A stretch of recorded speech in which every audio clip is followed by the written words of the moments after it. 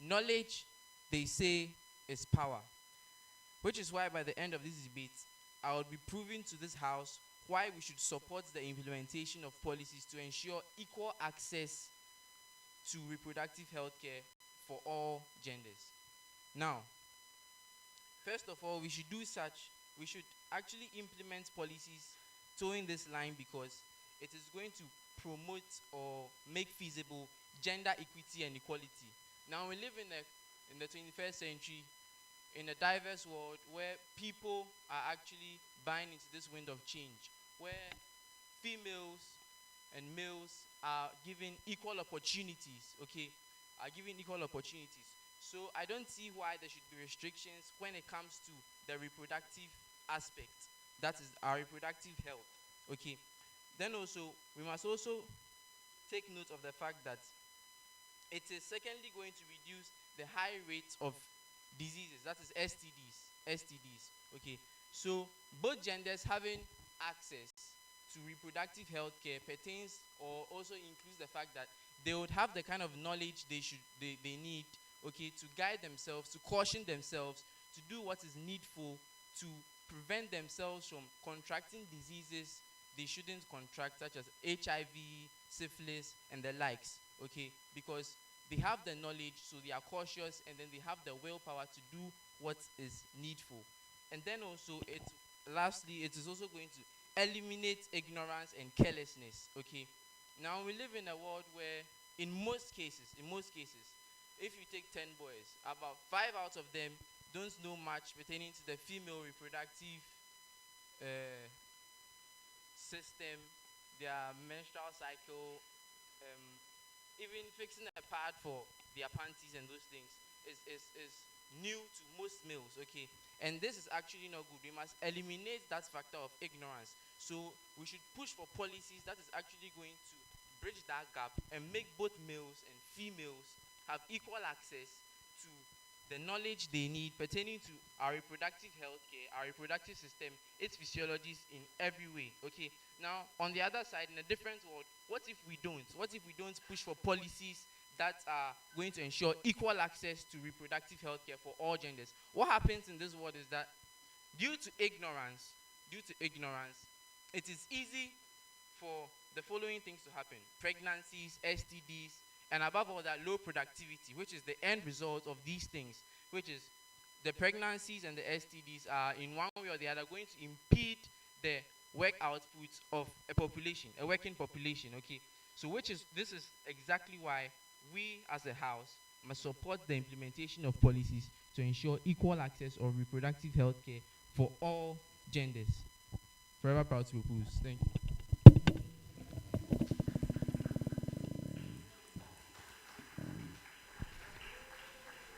All right, so we thank the first speaker for that wonderful remarks. So we'll invite the first speaker for the opposition side. Here.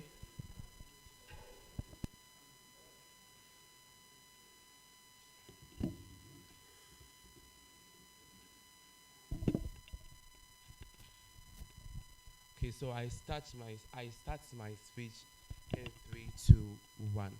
Okay, so panel, the motion set before this House is that the implementation of policies to ensure equal access to reproductive health care for all genders, and we stand to oppose. First of all, what is reproductive health care? Reproductive health care entails a holistic approach to provide services related to the reproductive needs of the individuals. What is gender? Gender is a socially constructed responsibilities, attitudes, and roles which is assigned to individuals as males or females. This, by definition of gender, means that with relation to reproductive health, both genders do not have the same reproductive needs. Therefore, we opposition bench try to preach that there should be equity rather than equality. What are we talking about equality? Equality means that individuals have the same amount of resources or the equal amount of resources needed for a specific action to be taken place. In reality, the cost of reproductive health care needs vary from gender to gender, and therefore we rather prefer that there should be equity. Equity in this sense means fairness. This is the case where individuals are given preferences followed by their reproductive needs. However, we preach that how practicable this is. This is to the fact that it is not practical to actually be presenting equality before both genders, because it's a situation whereby our preferences with respect to our reproductive health are equally different. So we are not saying that there should not be any kind of reproductive health care for both gender, but we are trying to preach that we are coming against the fact that there is no need for equality. And what we are trying to preach is for equity, that we should all equally be given equal preferences in respect to our reproductive health. One thing that we want to preach about is women. Taking this scenario for instance, women are more vulnerable to men. That is why in the case of these pregnancies, they are tested for HIV, they are tested for sexually transmitted infections. But because women are more vulnerable to this aspect, we prefer that in this sense, women will be provided with much more reproductive health care needs rather than shifting it to men.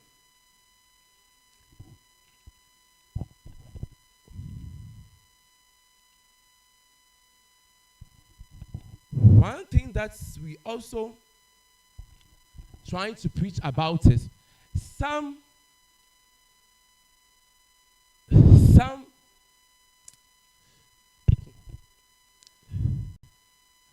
the policy that we are trying to propose is a policy that will provide resources in relation to how people's reproductive needs, or according to the preferences of people's reproductive needs. Thank you.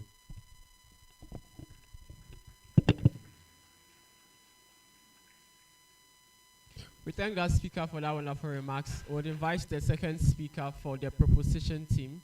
Here.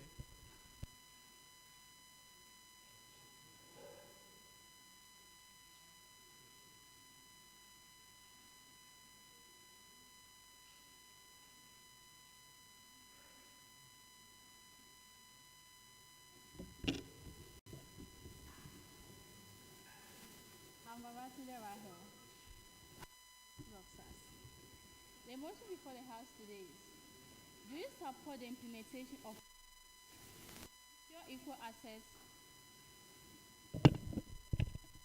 to ensure equal access to reproductive health care for all genders? And we are supporting the motion because both genders have the same responsibility to the society. We are all equal. We have the same right. And if something goes wrong with one gender, it will definitely affect the other. So we all have to gain access to the same knowledge. Because if something, like I said, if something happens to one gender, it will directly affect the second gender, which would directly or indirectly affect the society. So implementing the policy to ensure equal access to reproductive health, that it does not completely entail the human being itself. We are talking of the society, the nation in total. Like as my partner said, it reduces high rates of diseases. Example, the male gender things, they don't have anything to do if it comes to hygiene.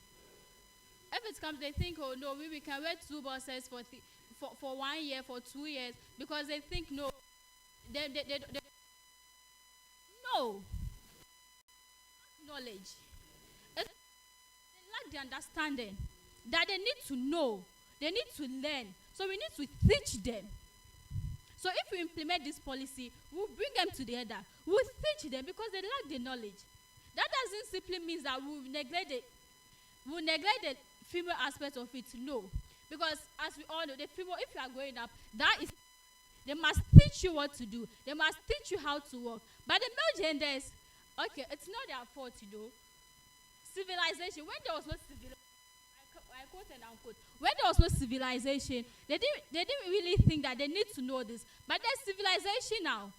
So we need to teach this gender so they can teach the people coming after them. And And it will lead to more productivity, as I said, in the country, and eliminate high rate of diseases and STDs. And pregnancy. And it will lead to teach the male genders about female period recycle and stuff. There are 28 thing and stuff. Like, they will know what to do, because okay, I don't want to say nowadays everyone is sexually active. Everyone wants to try something. Everyone wants to explore. But we need to explore in the right way. So you need to teach them. If you want to do your things, then do it this way rather than this way. Because we all want to enjoy. We all want to enjoy we all want to enjoy. We all want to satisfy our fantasies. So we need to teach them. If you want to go this way, then try this. If you want to do this, then you have to know this.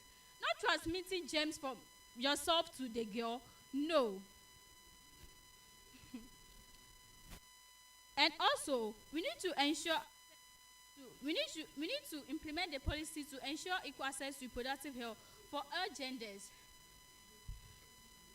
Because we are all in this society. We are all here. So that if something happen,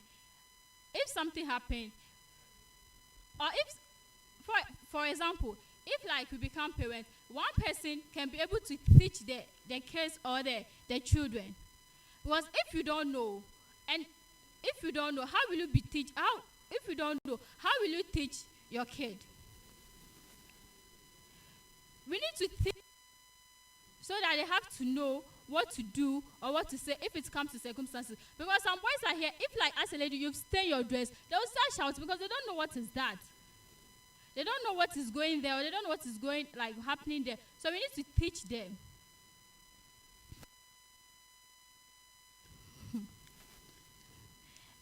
And we see what the opposition people said. It will lead to high cost of productivity, and we should practice equity, not equality. So does that mean we females supplying our needs or attending to us is more expensive than the males? Is that why they think it is equality? They say that because all things are much more expensive than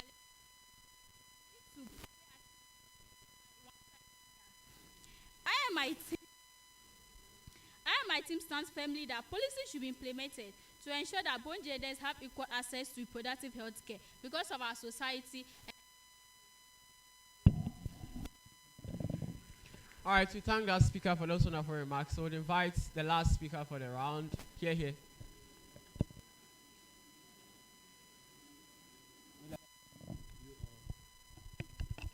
I'm in the person of Asmini Desmond, and I will proceed to make my case.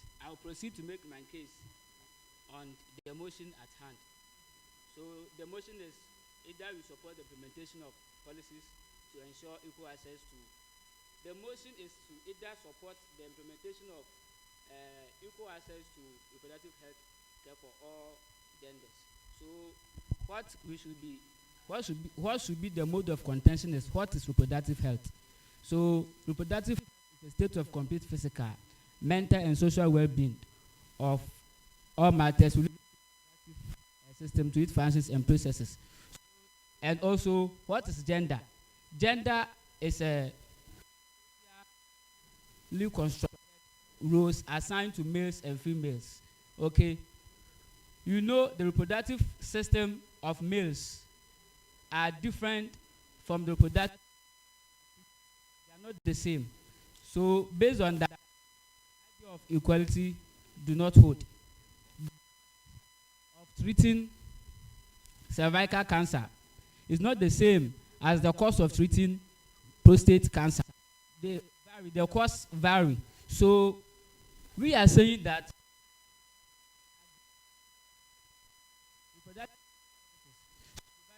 genders, but it should be based on equity. So our opponent has failed to mention any policy that coming up with. They failed to provide any policy. This means that what they are supporting is theoretical. In practical, it cannot work.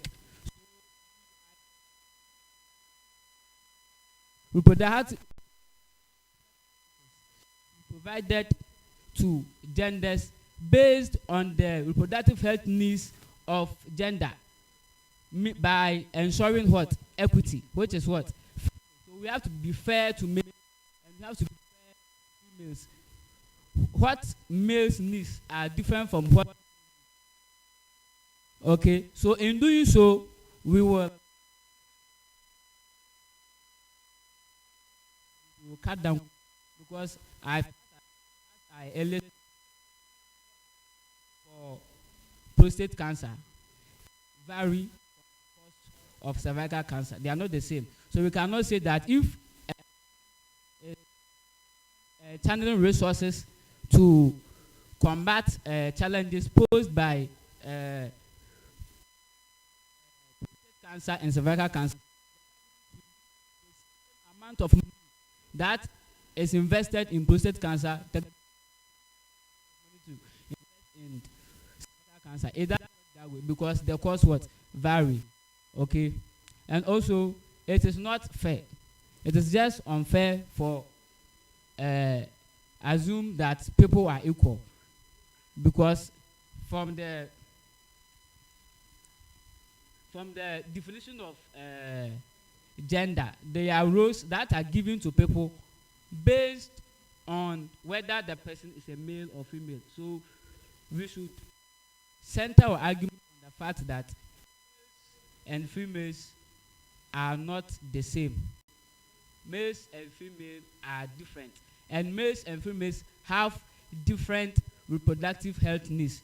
So we agree that providing reproductive health services to gender could reduce STIs as proposed by our alternatives. In the same way, if in equity, it will ensure efficiency.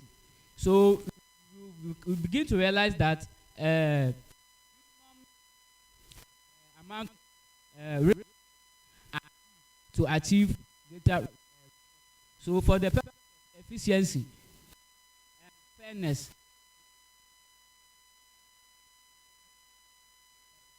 since realistically, and we look at situation based on the need, the health needs, implement policies to implement policies to go or to back the idea of eliminating challenges that are posed by reproductive health issues. I will have to emphasize on the importance of reproductive health. We know reproductive health is very important, and reproductive health is the reason why the human race continues. So we should be efficient in using the little resources that we have in order to ensure the continuity of human race. Thank you.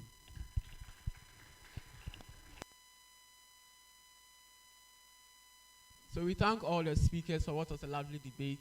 The judges are going to deliberate on it.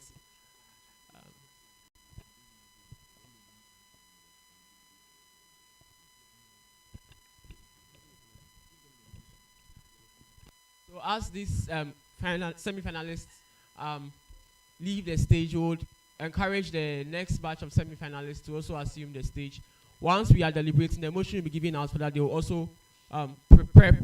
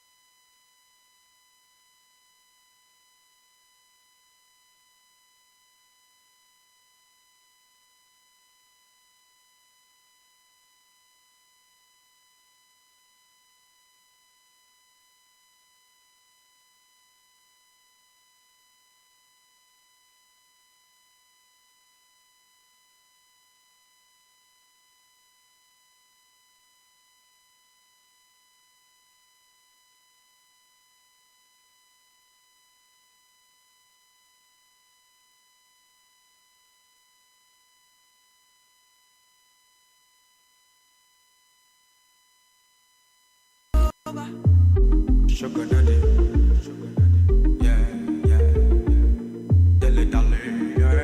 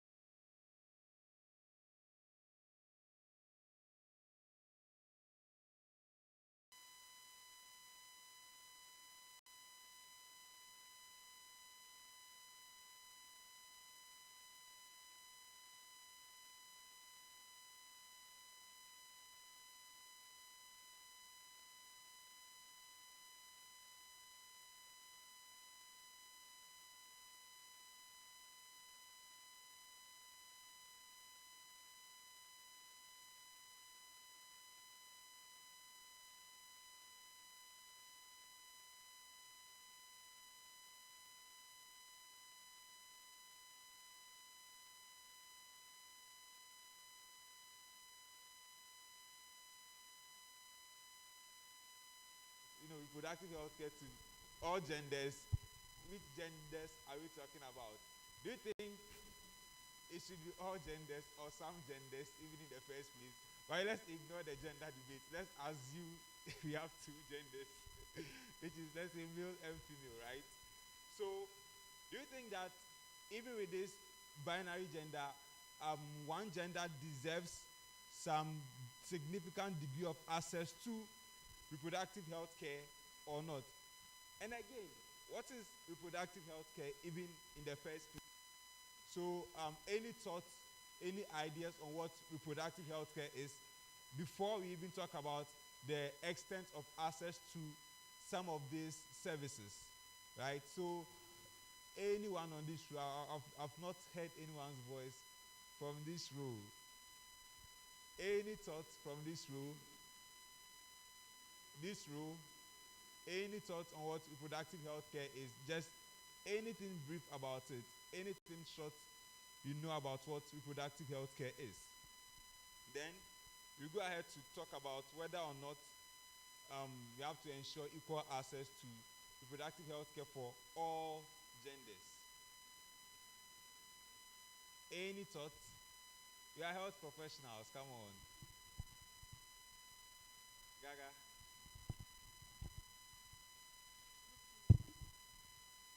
Okay, so for the definition of reproductive health care, I want to take it from this perspective, that is reproductive health education. Okay, so when you are doing reproductive health education, it means that you are creating awareness about the reproductive health of people. You are also sensing them about related issues that are associated with reproductive health. And also you are empowering them to have control over their reproductive health. So when it comes to reproductive care, we make sure that first of all the people are having the reproductive health education before we even care for them. Because before someone will even be willing to be cared for, meaning that the person has knowledge or has understanding of the reason why he or she should be cared for. So when you take reproductive health care, it's about giving the necessary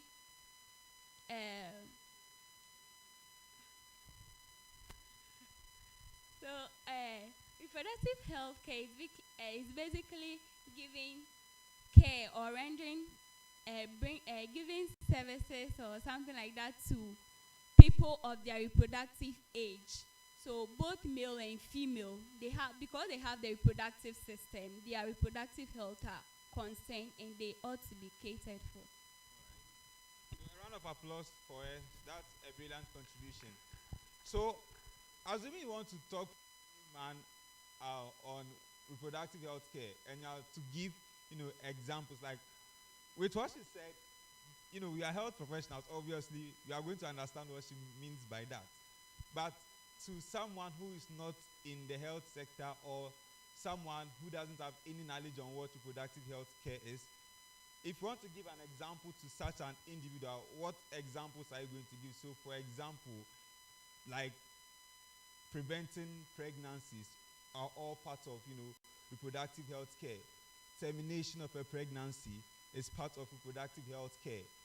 What other examples could we consider that aligns with what reproductive health care is all about? Does it boil down to only preventing pregnancies, termination of pregnancies, or stuff like that? Does it go beyond these perspectives, or is limited to only pregnancy related issues and things? Or I think reproductive hygiene is also inclusive, right? Or reproductive hygiene is not inclusive in reproductive health care? It is. Great. Now let's have the engagement. So we are having the engagement on the male gender and the female gender. Do you think that there should be a policy that would be implemented to ensure that there is an equal access to reproductive health care for all genders? Or you think some gender should deserve more in terms of access to reproductive health care? Any perspective, any thought on that? All right, sure. A gentleman here.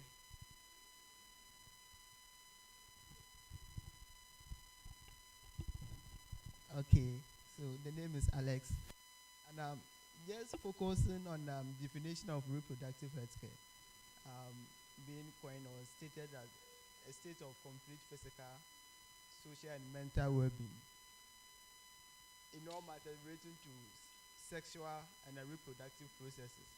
I think looking at the stress that women go through just on the face of even pregnancy alone, here giving equal access to male and their counterpart females, I think is quite unfortunate, and it will be unfair too, because we all know, we all agree that females at certain times endure so many stresses, and here we are saying that, oh, okay, how is this feasible? Like, how is it okay to, give them all chances, equal chance, which is not something good, and something that we should not tolerate at all, because it's it becomes something else. It sounds differently if we pave way to have or compete with these resources that are scarce.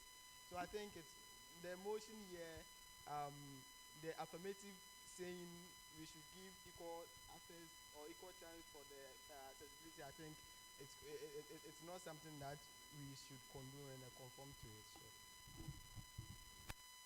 He's saying that because there are different struggles, genders, it's unfair to grant equal access to both genders in terms of reproductive health care. Before you continue with the conversation, there are round two motion for the round two of the semi-finals reads.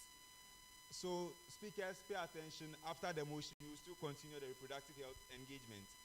So recreational abortion. Recreational abortion excludes abortion recommended by a medical professional because it threatens the life of the mother medically. Again, recreational abortion excludes abortion recommended by a medical professional because it threatens the life of the mother medically. The motion then is, should government fund recreational abortion or not? Should government fund recreational abortion or not? I hope speakers got that. The motion again, should government fund recreational abortion or not? Recreational abortion excludes abortion recommended by a medical professional because it threatens the life of the mother medically. Should government fund recreational abortion or not? So Your prep time of 10 minutes starts now. Okay, you guys can prep. We are going to have our reproductive health engagement. So our gentleman was that both genders go through different challenges, different struggles, and so it's unfair for the affirmative to say, oh, we should all have equal access to reproductive health care. And there was a hand up to challenge that idea. So let's get the hand here. We'll come back to you. Okay.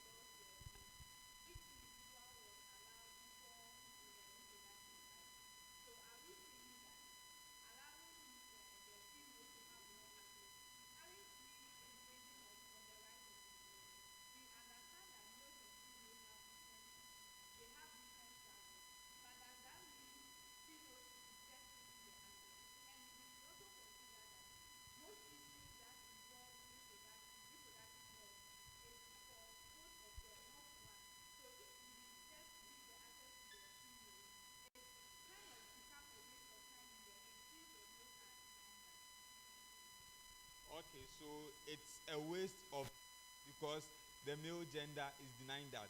But I think the engagement from our gentleman is that, females go through challenges that are very severe, and so, but he wasn't clear about the kind of, nuanced challenges female go through, such that they need to, have, some greater access to reproductive health care. So if you can elaborate more on that significant challenge, because I think equally the male gender also goes through a lot. So you have to be really specific on the kind of challenges.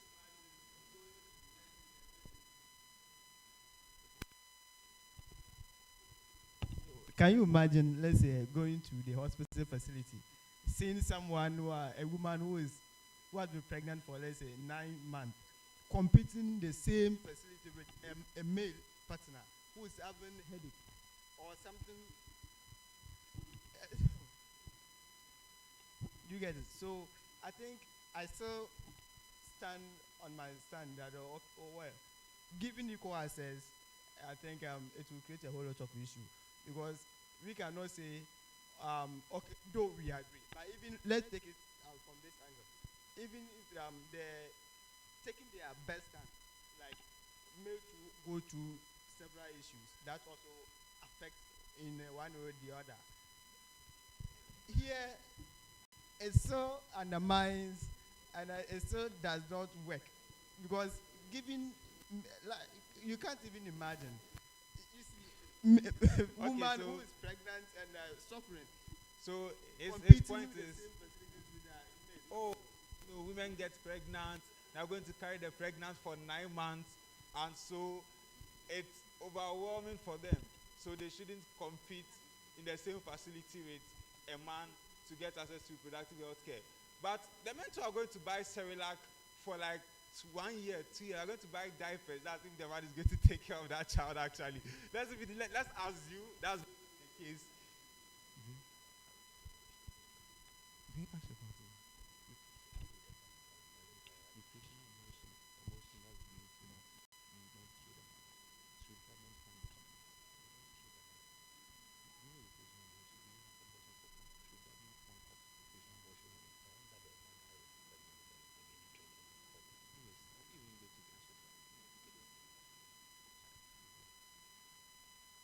All right, so I was saying that let's assume the man is going to cater for that particular child for 1 year or more, buy Pampers, Cerelac.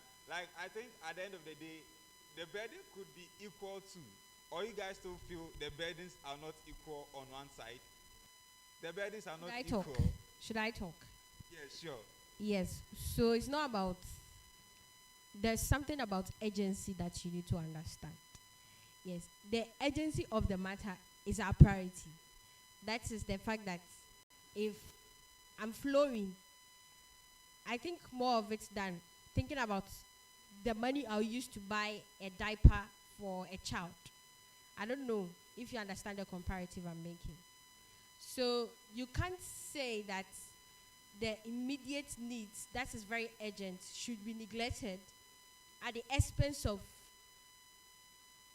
the other gender that is not having that kind of urgency. It might sound equal for you to give that opportunity to everyone.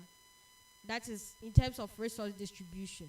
So males, even though they write one in the morning, they don't have anything like soiled clothes during the day and they are free to go. I hope you understand. Yes. And ladies, at the end of the day, are going to soil themselves and walk around and all those things. We should give the men the money to chop. So if we are giving this for all females as a monthly allowance, if you preach equality, what you're trying to say is that we should give 17 Ghana cedis equivalent. Enjoy. Where they are not, perhaps they are going to buy whatever they want because that is something that they don't experience. So it's not about equality, it's about equity. Equity in the fact that even though we all have reproductive health needs, are more vulnerable, be attended urgently, such that if it's neglected, we cannot do away with it. So I think that's my opinion. Okay, so Yeah. the base of your submission is, well, there can't be equality among both of them, right? No. So you consider that men and women are not equal, but No, I'm not saying men and women. No, men and women are not equal. Yes, all right. they are not equal. But you think there has to be no structures in place to enable each of them actualize? That's the equity. Exactly. All right. But so before we continue, there's someone here who has been doing this for so long. Right? He has been attending to this case. I want to seek his opinion and see what he thinks about this. Right? all right. Who is that magic man? Or magic lady? Yes, that magic man. You know yourself. So I'm bringing you the microphone. Okay, sure.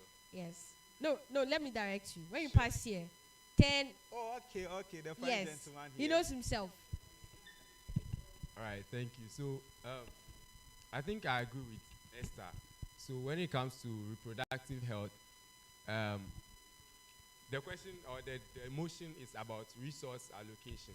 So, when it comes to resource allocation, I think I agree with Esther. Equity is more important as compared to equality because it's very obvious that females face more challenges. Their needs are more urgent and pressing as compared to that of males. That doesn't nullify the fact that males also have reproductive health issues, right? And then, reproductive health issues entails a lot of things: STIs, abortions, pregnancies, and all that. But what I want to say is that when it comes to management or handling of reproductive health issues, you cannot isolate the two. Do you get it? If a female is going through a reproductive health challenge, you can't handle it in isolation from the male gender because the two actually are together. Do you understand? So if you are providing an adolescent reproductive health corner in a school or in a community where you want to provide reproductive health services, females go there, males go there as well. Let's take a 16-year-old girl who gets pregnant or a 16-year-old girl with, let's say, an infection as a result of sexual intercourse. If you educate the female, that's one intervention. Secondly, you are going to provide medications and all that, counseling, psychological support and all that. After doing all that, let's even assume it's pregnancy. After all the counseling, you provide all the services and she goes back into the community. The next moment, you are going to have another female coming in. 30 minutes later, another female will come. Why? Because there is another gender in the community who is actually the key player behind the problem that you are receiving, and you are not addressing that. Do you get it? So you need to address the male, address the female, and address both together. Then in that case, you are solving a problem.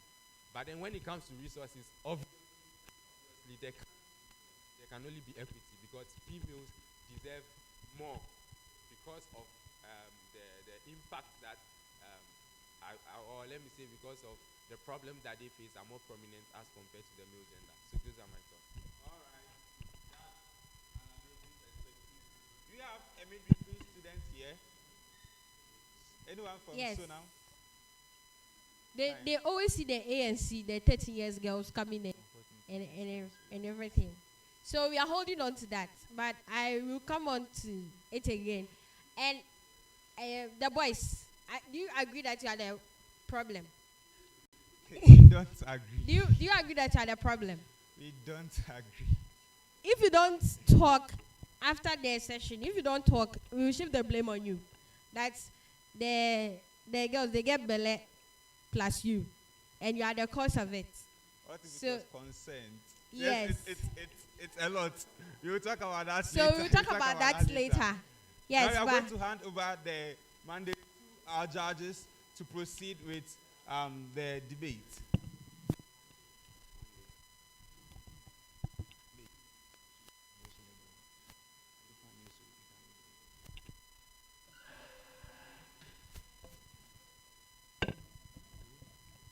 Good afternoon. So, welcome to the second semi-final of the SRC Debate Championship. I'm going to be the chair for the panel. With me, we have Archimedes, Prince, and then Ampofo. The motion for the round reads, should government fund recreational abortion or not? Here, recreational abortion excludes abortion recommended by a medical professional because it threatens the life of the mother medically. All rules apply, 5-minute speeches, POIs are allowed. We invite the Prime Minister to advance the debate. Here.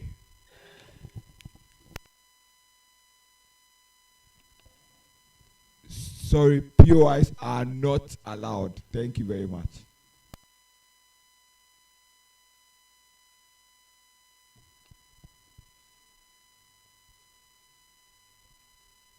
Right. The motion is, well, the real question here is, should government fund recreational abortion or not? We say yes, government should fund recreational abortion. Now, this is the angle from which we are working.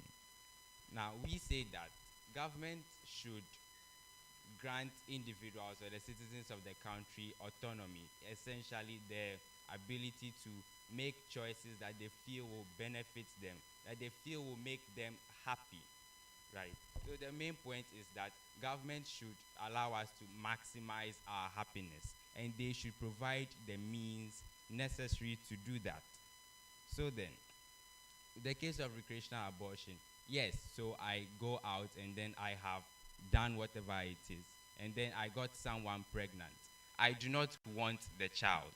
I don't want the child. She doesn't want the child. Her parents don't want the child. So then, why? In fact, there would be child, the potential child. So why would I want to keep the child? Why would I want that pregnancy to advance and then become what would be a burden to me? I don't want it. So then I go and then I have an abortion so that I can continue with whatever lifestyle it is that I want to lead, so that I may live the exact same way that I was before this potential child would have come into the picture.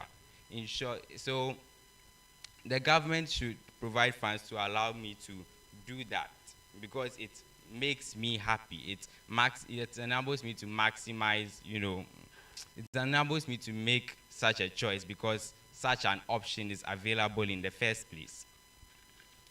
Now then, secondly, and kind of related to this, is that, before then, this act of recreational abortion, yes, people may think that it is bad in and of itself, just sitting down as you are now, but then think about it really. You are an individual. You are entitled to what makes you happy. You are entitled to live in a way that essentially makes you happy, so long as no one else is really hurt. Now that you are killing or if you choose to put it that way, a potential child, something, someone, in fact, a thing basically that does not yet exist. No one is hurt. It is a matter of choice. I chose to do it. So you are not hurt by my decision to abort this thing, entity that is about to come into the world but has not yet come into the world. So then, moving on, it's essential by the government allowing, providing funds for recreational abortion. Well, other than, it means it is possible for me to do that, right? Which also means that I can, well, basically what I'm trying to say is that I am reducing liabilities to the state and then of course to myself. I've already essentially spoken about liabilities to myself so that I can live the life the way in which I want. But then what about to the state? Now, we have slums, we have social misfits, we have deviants, people that just don't care, right? Now, and then we also have people that live as they do because they don't have a choice. I steal because I am broke, I need to eat, right? So then here's the thing. I choose not to abort because you say it is a bad thing. So then now I have brought the child into the world. I have no means to take care of the child, right? So then now after struggling, I leave the child. Or even I bring up the child the way I know with the means that I have. We have lived in poverty for a long time. So then to survive, I say, child, we have to steal.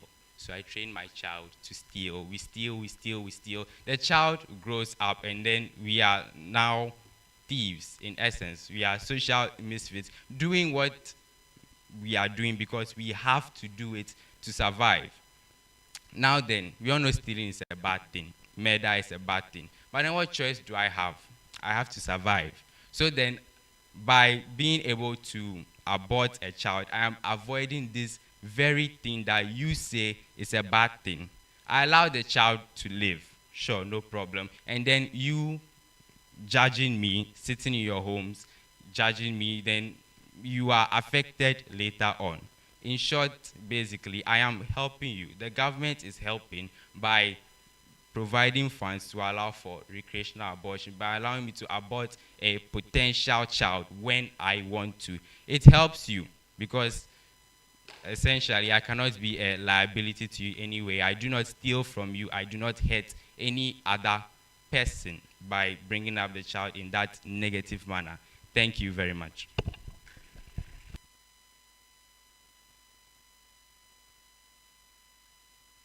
Thank you very much, Prime Minister, for that speech. Let's invite the Leader of Opposition to advance the debate for us. Hear, hear.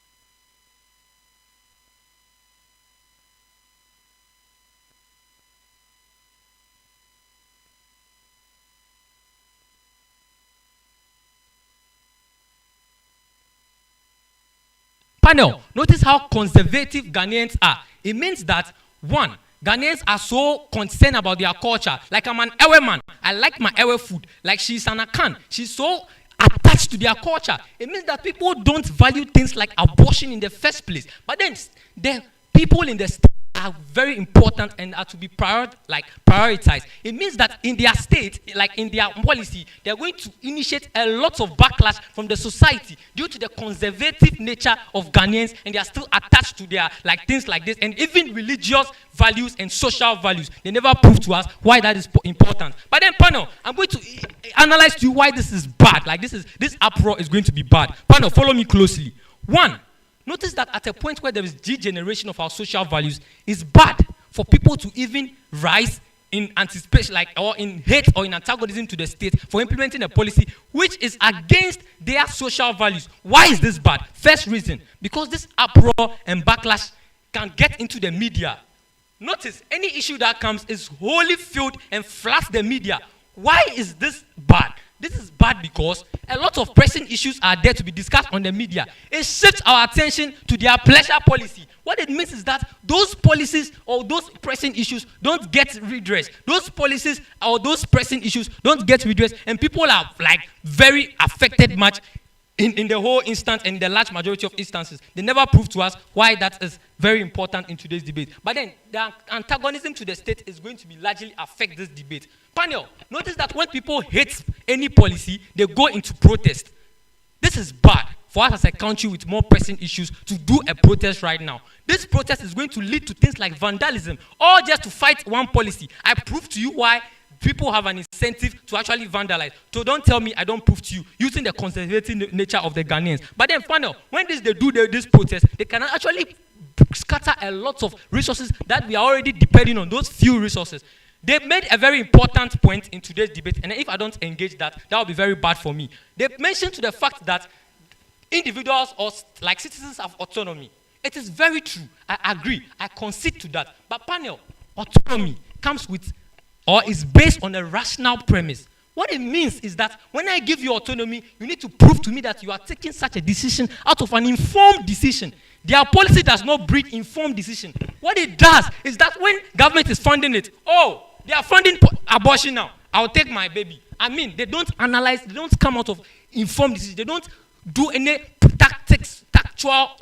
tactical decision making. What they breed is that they don't give autonomy to people, they give pleasure to people, and they let the people. But then notice, state is the best arbitrator of like the state. We think that state is best, like is the wise person. So whatever state does is wise and is beneficial for the people. But then in their policy, what they do is that they let states give the statehood to the people, and the people rule with their pleasure and whatever they like. That is bad. But then to my second case, and why this is largely going to affect this debate to a large degree, we kill minorities in the society.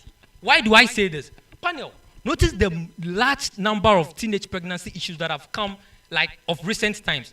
What it means is that a lot of these girls or a lot of these parents might not be willing to take off the baby or to abort the baby. But then panel, because of how state is actively involved, it means that state has like an agenda of pursuing this policy. It means that when you fund something, it means that state already supports it. What it breeds is that people then encourage young girls who do not even want to go into this like policy and abort their babies. This is bad because we kill the minorities, like the poor teenage girl in the village who is going to be forced to abort that baby. We kill minorities and we bury them in the hell of abyss. We win this debate on such premises.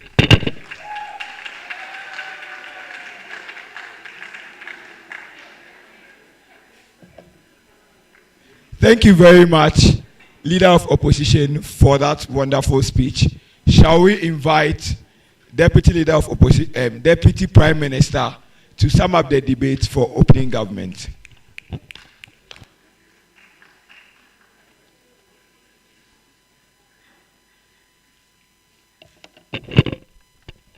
Okay, thank you.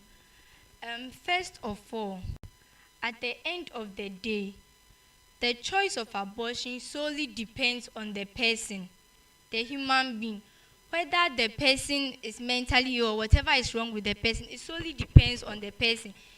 If the government provides the funds for it, it still depends on the person. It's the person's choice whether to go for it or not to go for it. Second of all, the motion is saying that the government should fund should fund abortion. This means that the government has the funds for it. That's why it should fund it. Okay. So, in the case of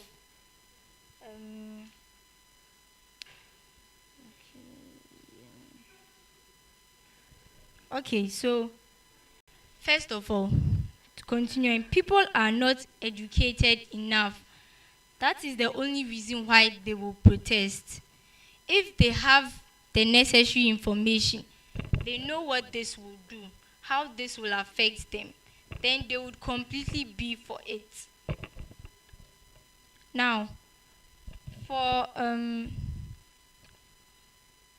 the uproar and backlash again from people, it can be dealt with by education, because if the people are aware of what they are going in for, then they won't even backlash. So before the government will even provide the funds for this, they would make sure that people are aware of what this will do. Government won't just stand up and then come and tell us that this and this, they are putting this in place for this. They would make sure we are aware of what it is going to do for us, how it is going to help us. They have their agenda, we have our agenda. So then again, I would like to say that the government should fund this, because most people don't know the implication of how should I put this? They don't see the effects of bringing a child to the world when you can't take care of it. For instance, in the olden days, let's say in a family of a farmer, he has a family, you just give birth to 10 children, 15, so that he can have a helping hand. But in our generation, now if you give birth to them, that's a lot of children. It means you have to take care of the child's needs. You have to take care of everything related to the child, bring the child up in the right manner. If you don't have the means to do this, like my partner said earlier, if you don't have the means to do this and you just decide, sometimes you can just get fed up and just decide that the child should just do what he wants. We should steal. Let's go and steal. That would not benefit any of us, neither the child nor anyone. So in this, I would like to state again that at the end of the day, even if government brings the funds, it still solely depends on the person whether to go on with the abortion or not. Thank you.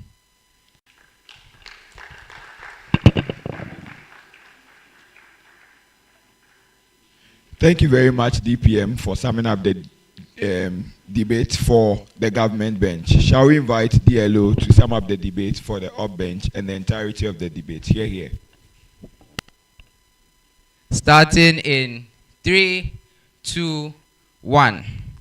Now, government's entire premise is on the fact that the autonomy of the individual reigns supreme.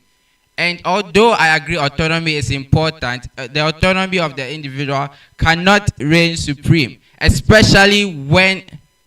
Okay, so let us establish that it is the mandate of every government to protect its citizens, especially when these citizens are going to make choices that are bad for them. This means that although autonomy is good, the government has the obligation to make the choice for the individual when he or she will make a decision that might damage him. We say that the ordinary individual does not have the requisite knowledge to be able to determine whether or not the abortion will be harmful to him. So why should I, as government, come and fund you when you are going to say abort a child in the 7th month or something? That could damage you yourself as an individual. And in any case, if government premise is based on autonomy, then what about the autonomy of the child? What about the autonomy of the what about the autonomy of the child? Granted that the parent is also affected when the baby is born, or is also affected when the baby is aborted. The person that is most affected by the decision to abort is the child or the fetus. And so we say that if their premise is based purely on autonomy, the child should also have that autonomy. They did not prove that to us.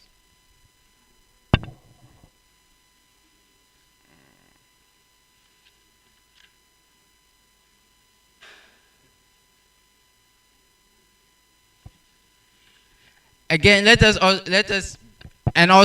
be realistic.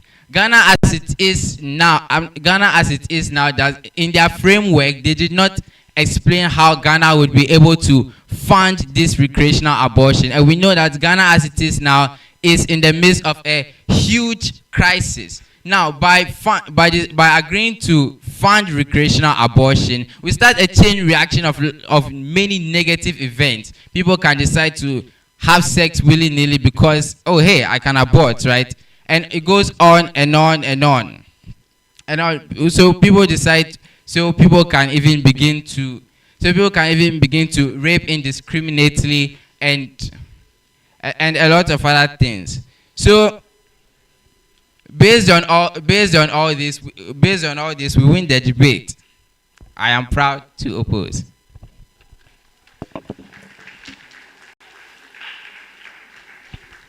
All right, thank you very much, all teams, for your wonderful speeches.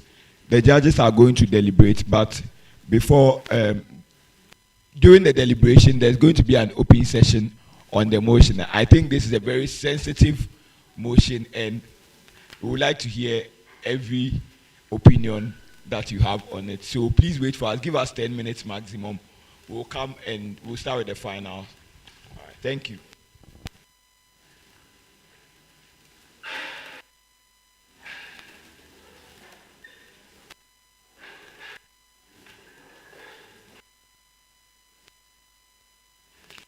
All right, ladies and gentlemen, this motion has really been interesting. I could see some people nodding their heads, some making some weird faces like, same way there, and others snapping. It's actually a controversial topic, and when I was seated at the back there, I could see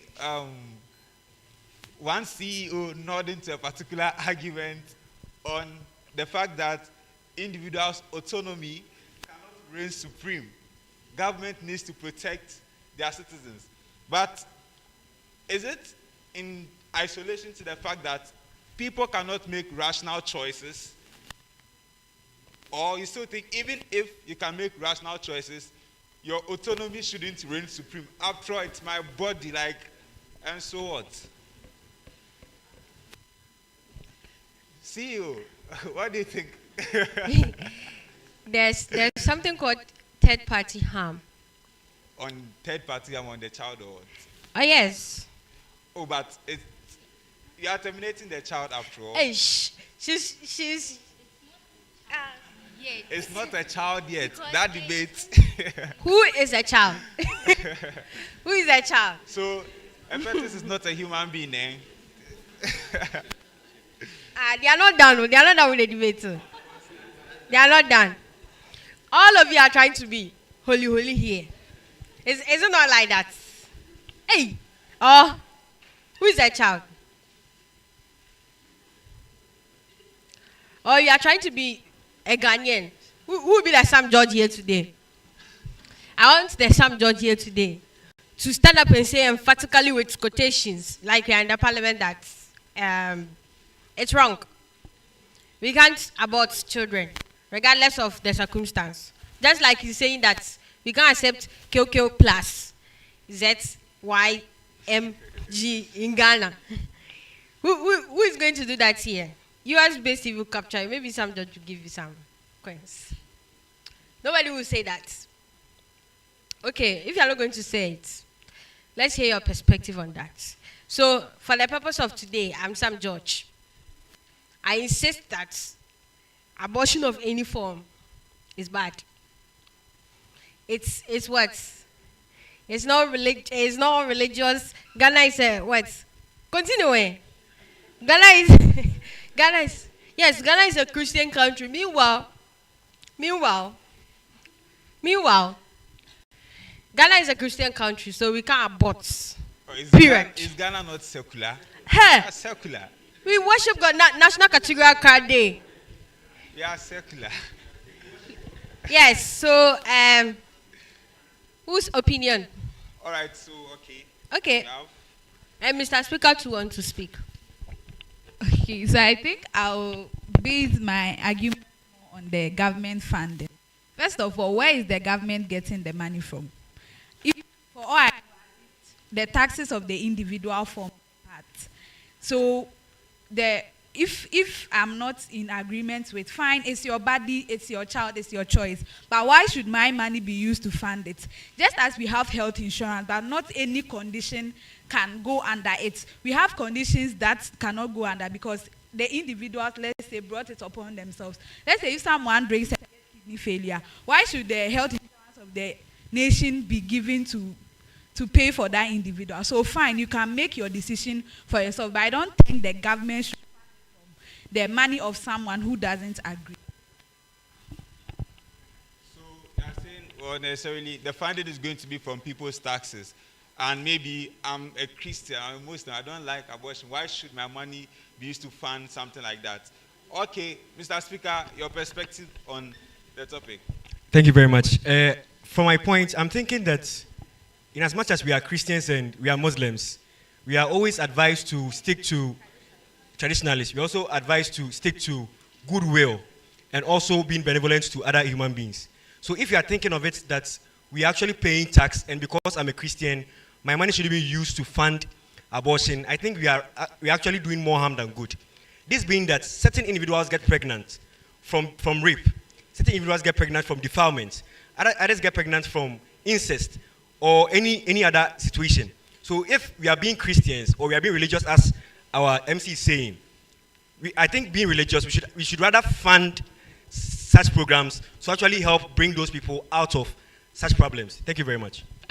Okay, I can see a hand up. Esther, I'm sure is it a counter thing or an addition? Or your new perspective? Fine, let's hear you.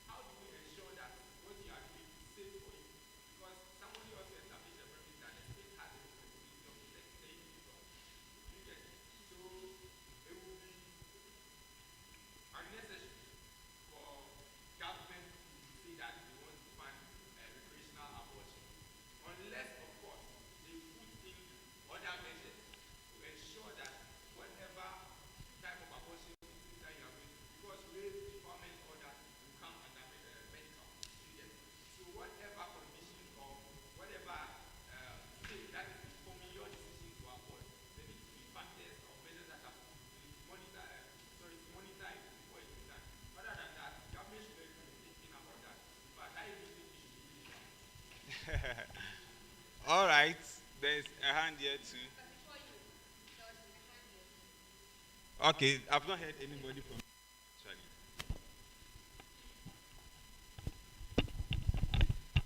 Thank you very much. Um, I think if you are not ready,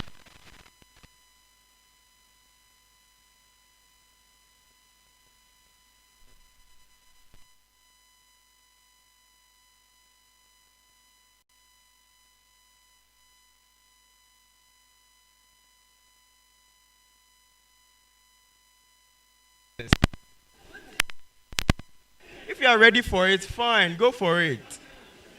Secondly, I don't think government should fund recreational abortions because it's going to promote indiscriminate sexual activities. I mean, look at how our people react to free stuff. When they say free SHS, a lot of people are jumping on it. When they say free food, people are jumping on it. It's going to promote a lot of indiscriminate sexual activity, and that's going to attribute to the free food. I should take out free food, right? Okay, so that's going to impact our STI counts also. It's going to lead to the rise in STI infections in the country. That is also going to increase the already burden on our deplorable health system. Okay, so that's a very bad idea. It's terrible. And also, we can make room for the abortions that are kind of exceptional, like rape and stuff. We can have the government set up something for that, but not just anybody's abortion. Nah, we shouldn't do that. So we should rather set up maybe like a fund for maybe people with exceptional cases, maybe someone who has mental illness, stuff like that. People who are, compromised, people who are being defiled, stuff like that. Those are more, rational, quote unquote, than just funding anybody who is pregnant and doesn't want to keep it. Thank you. That's fine. I heard someone say body no be firewood. Hey.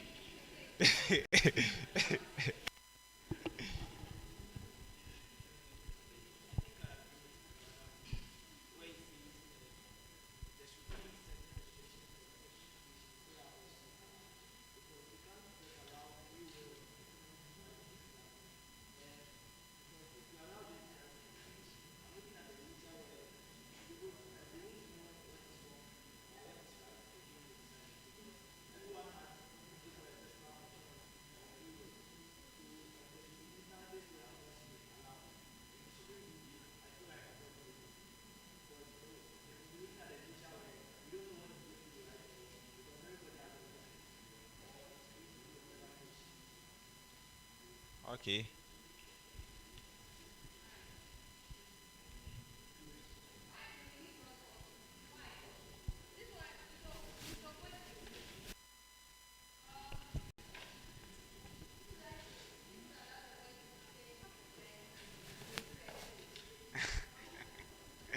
The boys talk like they are what?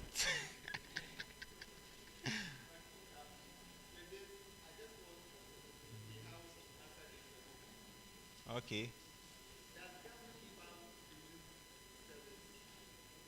Does government fund prison services? Okay.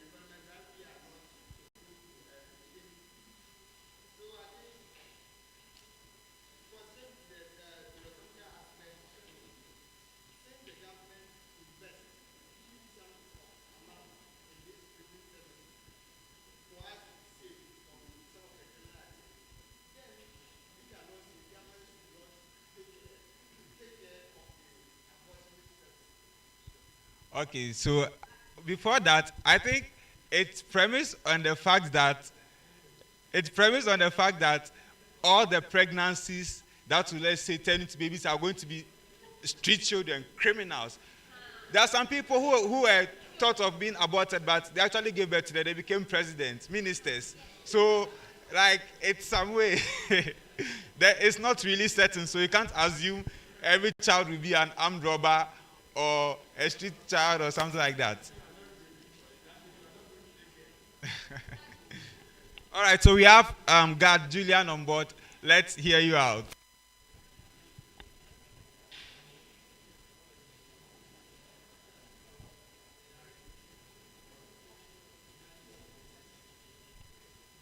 I wanted us to draw a narrative on legality versus autonomy. And I believe under legality being the universal set, there could be policies, and policies form the subset of a legality.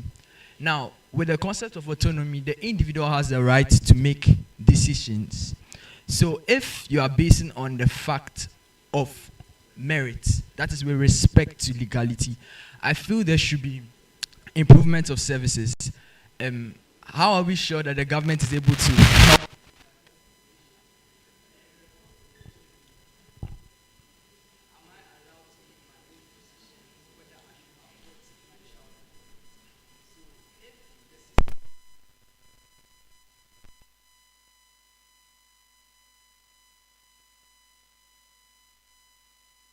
The individual's choices or the individual's decision with the concept of autonomy is effective, then I think we'll base on the individual's side. So we have to draw the baseline between legality versus autonomy. Thank you. So, are you saying that, well, maybe developing countries would not be able to, let's assume, let's say a developing country cannot afford to fund such a policy, but if a developed country like the US can fund it, you are okay with that, given that there will be 98% certainty that, oh, it's going to work, you will not die, you are going to be safe after it, you are going to support recreational abortion?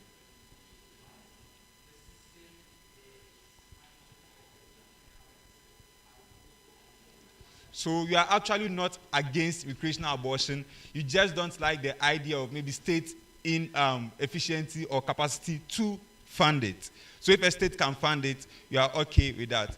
That's fine. So, yeah, I think some of us might have that thought, oh, maybe Ghana cannot fund it, so, we don't want it.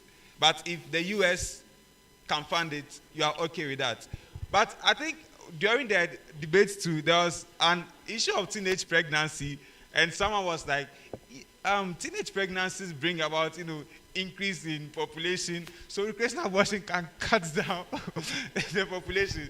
And so when that happens, we have long-term impact. People are now going to get jobs because the population has reduced and things like that. But, is that the case? We have to, consider, the numbers, in terms of the numbers. Do you know that, actually, the subject is not about whether the state can fund it or not. Because Ghana is not broke. Ghana is not a broke country. You are broke. Just that the money is No. You just don't know how to get the money. Am I lying? Oh, see, is Ghana broke? No. Ghana is not a broke country. Just affiliate yourself with Cecilia Dape's housemaid. Ghana is not a broke country, to be honest. If the problem with the structure of maybe leadership and how they are misusing what we rightly deserve is the problem. So there are certain things that we are supposed to have access to it. They've made it seem like it's a privilege for us to have it. So that's the problem. So it's not about whether Ghana can fund it or not, or developing countries can fund it or not. It's about how feasible is it going to be? How realistic is this going to be in Ghana, a country like Ghana? How realistic is it going to be? So if we were to put you on the hard stance to choose, what would be your option? So that you don't push there. It's like maybe you're trying to shift away from it. So I'm putting you on a spot. Choose between should we permit it or not, and justify. The fact that something is feasible doesn't mean that the continuity is 100% going to be effective. Because if something is feasible, there could be instances where there'll be a time where the effectiveness will be halted. So I feel that the fact that something is feasible or is well approved or is realistic doesn't mean that the effectiveness is 100%. Yes, he's trying to still push it somehow. I accept it. He said it's not going to be effective. Right. Okay. The ladies, let's hear you. It's like the men are talking. Okay.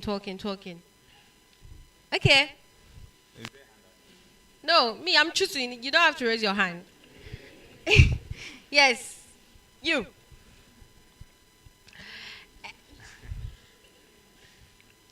If your sister gets pregnant, if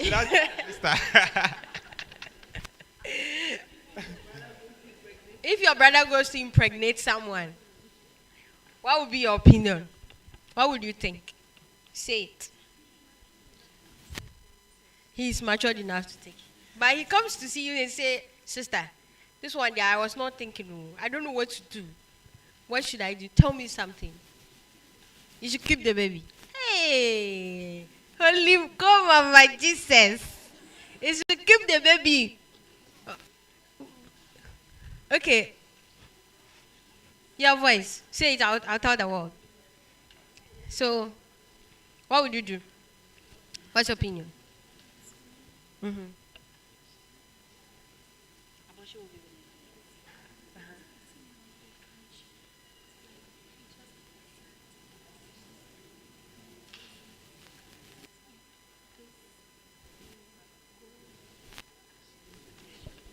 So she's saying that to her, abortion would be the best. Yes. You can talk. Okay, the thing is, if you are a teenager and you get pregnant, for me, okay, let me use myself as an example. I'm a teenager, I get pregnant at this age. I don't like the pregnancy. The guy doesn't like the pregnancy. Our parents hate the pregnancy. It's not like they don't like it, they hate it. So this means that the child is going to suffer all the way from utero while the child is in my womb. The emotional state of the mother affects the health of the fetus. So I'm always like, this pregnancy is worrying me. Like the child is stressed whilst he or she is in utero. When the child comes out, although the government will be like, now you see, the government is supporting basic education and then secondary education as well. But we have thousands of people or thousands of children in the house that they are not enjoying this education because their parents are not supporting them. Although the government give them food and then uniform, they still need provisions. But here is the case that me, since I don't like the child all the way from utero, I don't want to support you. Like, I don't like you. This means going to increase the rate of deviancy. Do you get it? Okay. Me, I'm Sam Giorgio. I still maintain my stance that I won't allow it. So, are we done with that?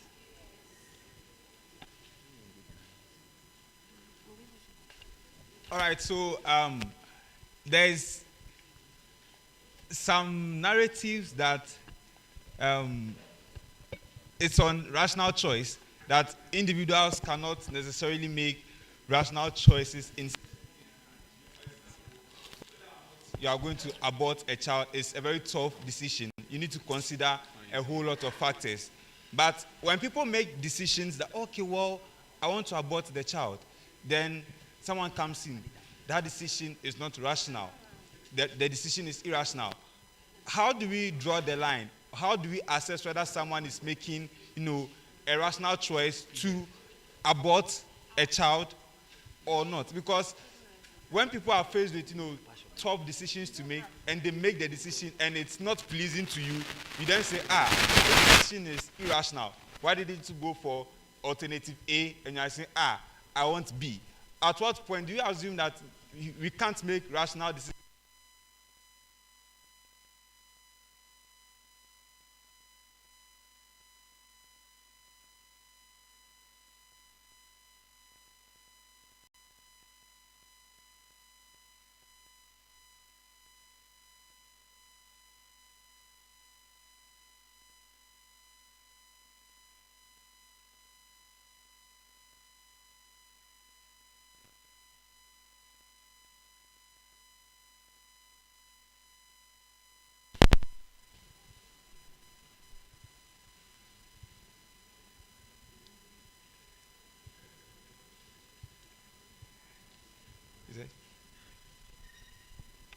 I'm talking about the fact that, do you think people cannot make rational decisions to a larger extent?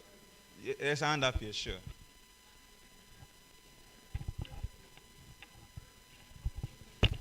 So I believe people can make rational decisions in this regard, because rationality is not like cast in stone.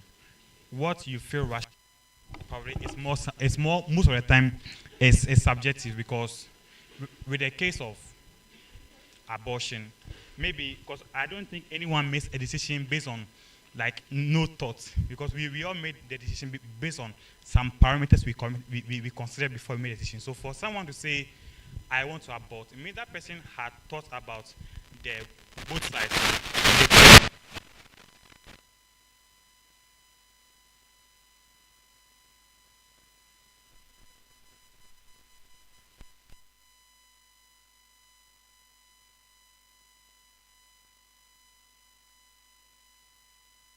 Why the person went for that decision, because most of the times your current situations do not necessarily align with. So if I make a decision, it's based on what I am suffering. Maybe I'm going through something that you do not feel is very important, because you might not be going through. So if maybe I'm going through maybe emotional stress due to that one, probably I can make that decision based on that one to overcome that stress. But if I say it's not rational because maybe you are in the state of maybe correct emotional disposition, it doesn't mean we both have the same qualification for rationality. Yes, so I feel we can all have it. So basically his thought is that rationality is subjective and dependent on your situation around that particular moment. Because what you might be going through at point A is not what someone else observing would be going through. So that's why there's a saying that you can't fit my shoe.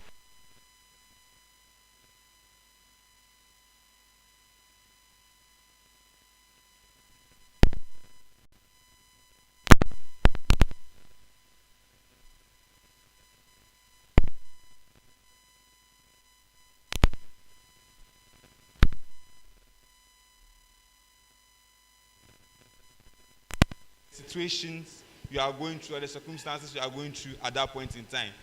All right, so I've learned that the results are ready.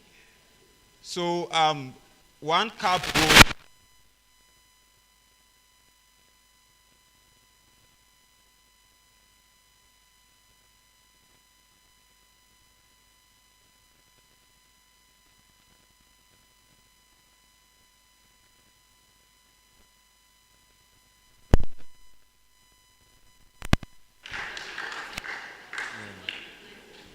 So, participants, once you hear that your school advanced to the final, please put on your SRC t-shirt and represent your school. Those who don't make finals, don't worry, you can wear it in the house.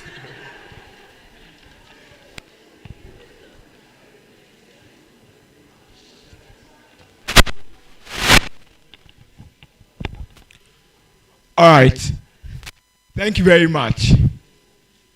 So, I'm going to give the oral adjudication for the first semi-final between SAS and SPH. SAS was for the motion, and then SPH was against the motion. So I'm going to give the way-ups before I give you the team that is advancing. So first of all, let's summarize the case we have from SARS. The premise that SARS sets in their first speech, was that all men are equal, and so they deserve the same rights. And then the PM goes on to define accessibility and then define reproductive health. And then what they then also prove is that most of these gender-related issues or reproductive health issues are interrelated. That means that they have the same priority, and so it should be given equal attention. And then they go on to prove how in the 21st century there's a gravitation towards gender equality, and so we should embrace the idea of gender equality. Then the main mechanism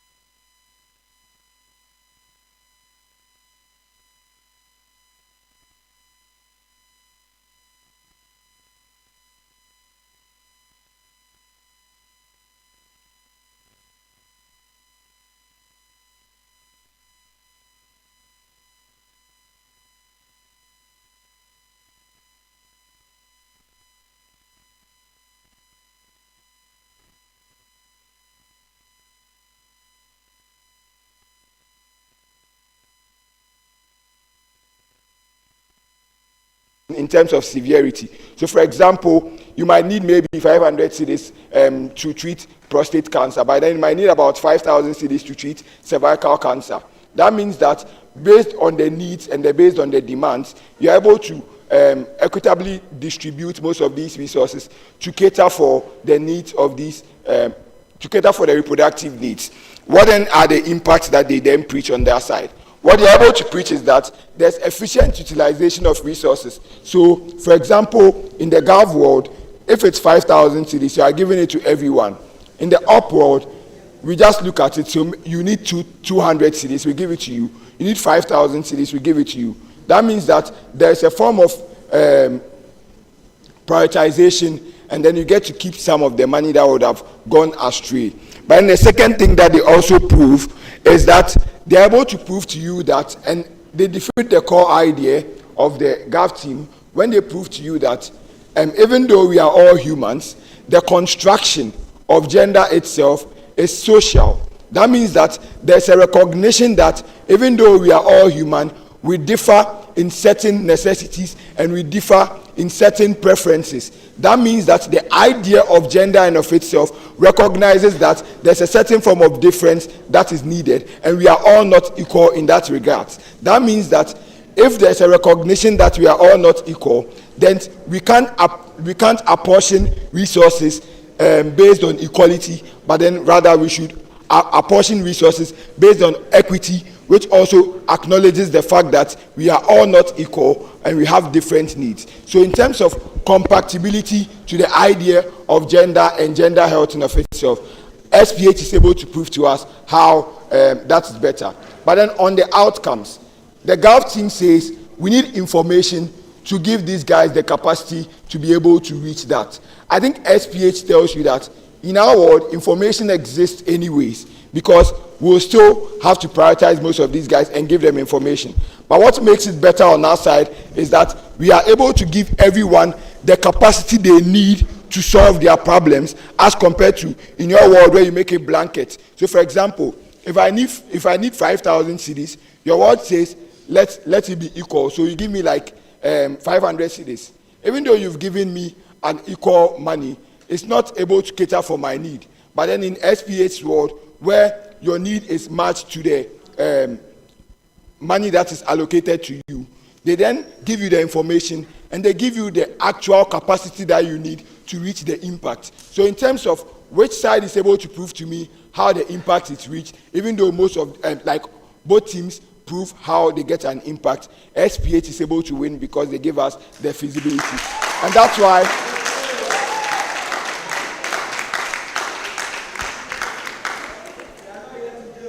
that's why on a 3-1 split, SPH is advancing to the final. Thank you.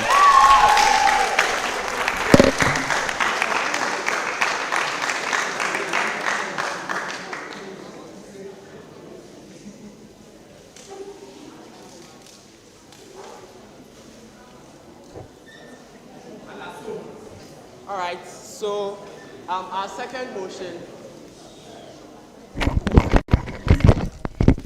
second motion, we're talking about whether recreational abortion should be funded or not. And we had School of Pharmacy speaking for the motion and then School of Medicine speaking against the motion. And so from this side, we had the whole idea of we need to maximize people's autonomy. People decide what makes them happy, so therefore, there should be that opportunity for people to have that particular outcome. But the second thing that they are able to prove is that in most of these states, what happens is that if you have a system where these people do not have access to recreational abortion, then these kids become a burden onto them as a society.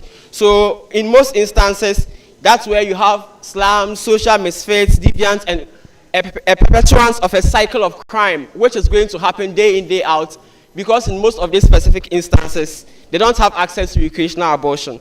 From the side opposition, what we had is that first, in this motion, you can easily assume that government has the funds to make it happen. Very true.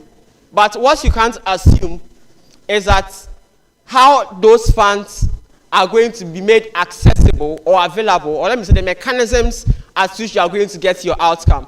So even if we assume that there is a pool of money that everyone have access to, government has access to, and governments can make that money as a source of funding for their state, how then are you able to make sure that a government that has equally pressing needs can diversify the funds in that particular regard? That became a very big issue, because then it means that even if we agree with all your outcomes, which is to say that there's a creation of social misfits, slums, and co., what is likely to happen is because governments cannot sustain the policy, then there's a likelihood that these things are going to happen anyways. You get it? Because now you don't prove that you can sustain the policy, and the state in of itself does not have the capacity to sustain the policy.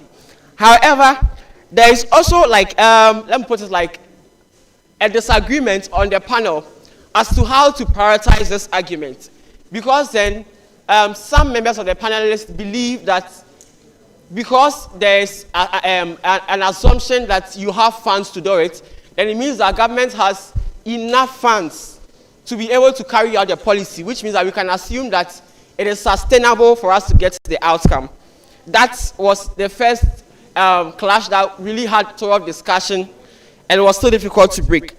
The last then should be on, I think the outcomes of government is basically the social constructs that it creates, the social effects that it has on society. And that of opposition is more of when you have a narrative created.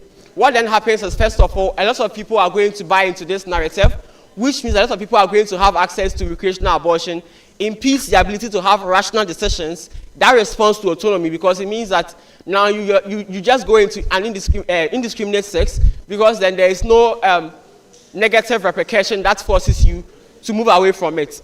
But the second thing then is, in terms of your outcomes then, if you can't sustain the outcomes, then how then do you get all the impacts that you want to get in the side of government.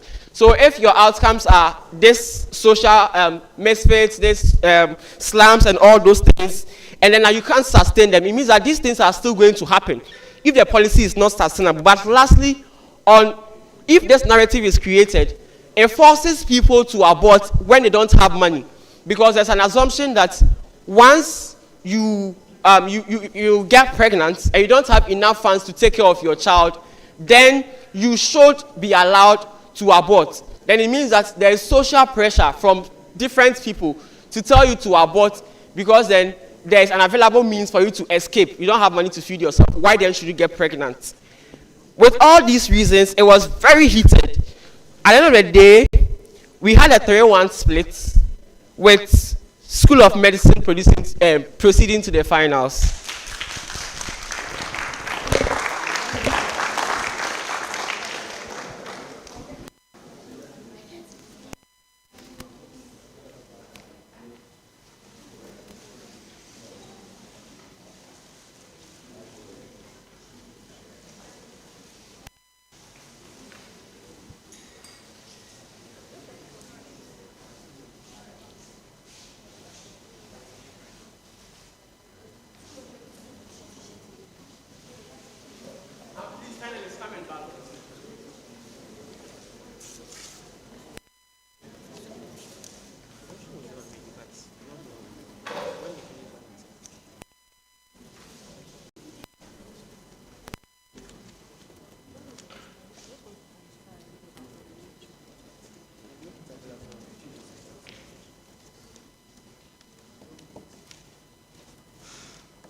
SPH representative. Yeah, SPH and so.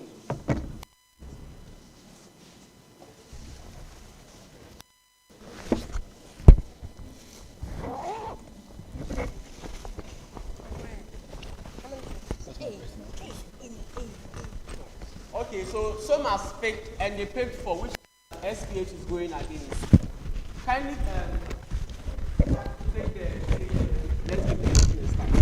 We'll release the final motion when you are seated. I thought you said First,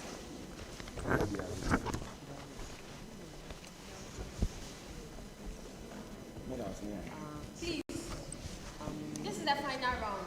If you are sitting, just move forward fast so that we make it nice. This is the final round. We know you are tired. We are sorry.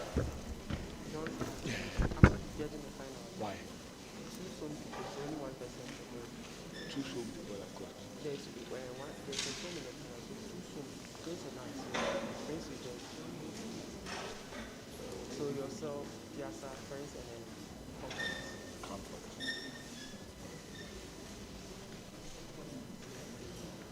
Guys, please, I'll be releasing the motion in the next 1 minute. So if you don't take your seat, I'm just going to read it out and then start the timer. I'm on. I think they are changing. And then so I see a question, a shot at it.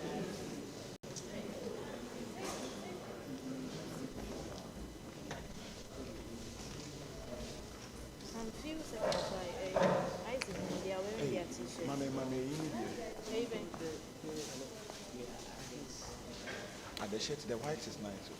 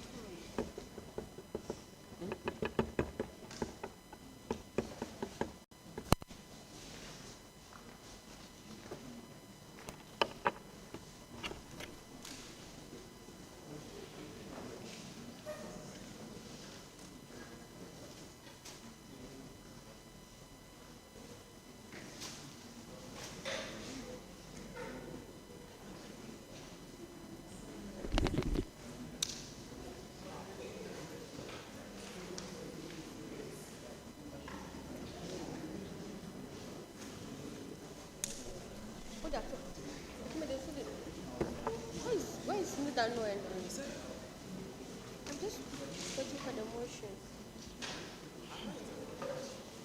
Okay, you see that now. Oh, two slim boys. Okay, so the motion final round.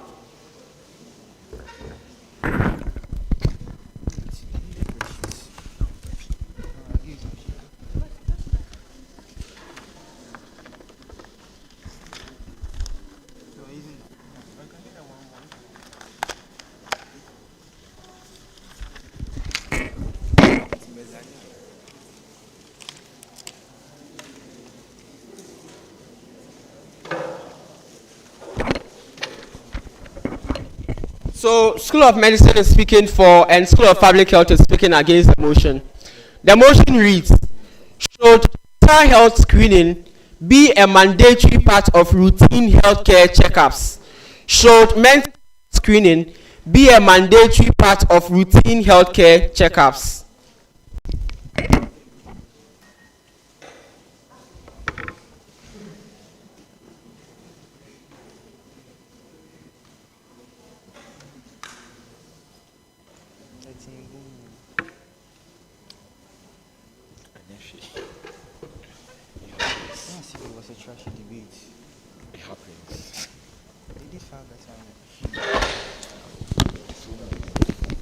Hello.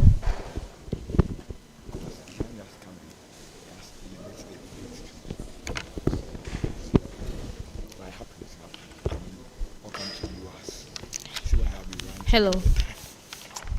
Hello. Behind. So we just expand the speakers.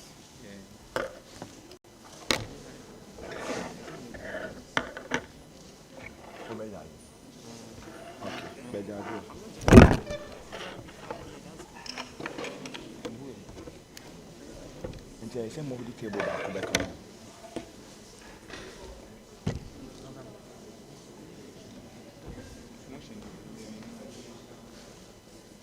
Hey, I can make this motion here then.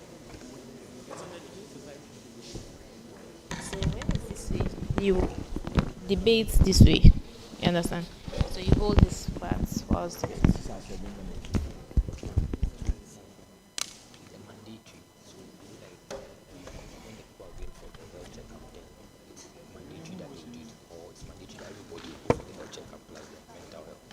Come again. For the mandate, see, like the policy is going to say such that everybody will go for the routine, like go for the checkup, and then they will do the mental one for you. Or when you are going for your checkup, personally, you want to go for checkup, they will do it as part mandatory. When you are going for routine health checkup, they will do it as mandatory. All right.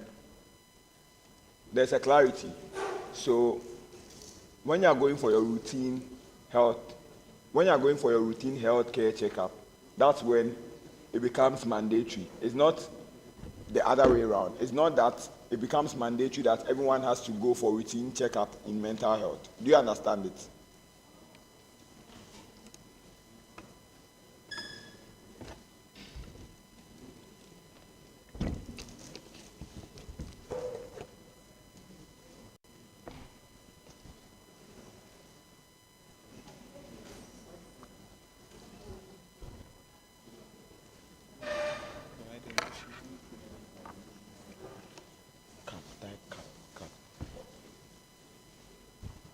The third one.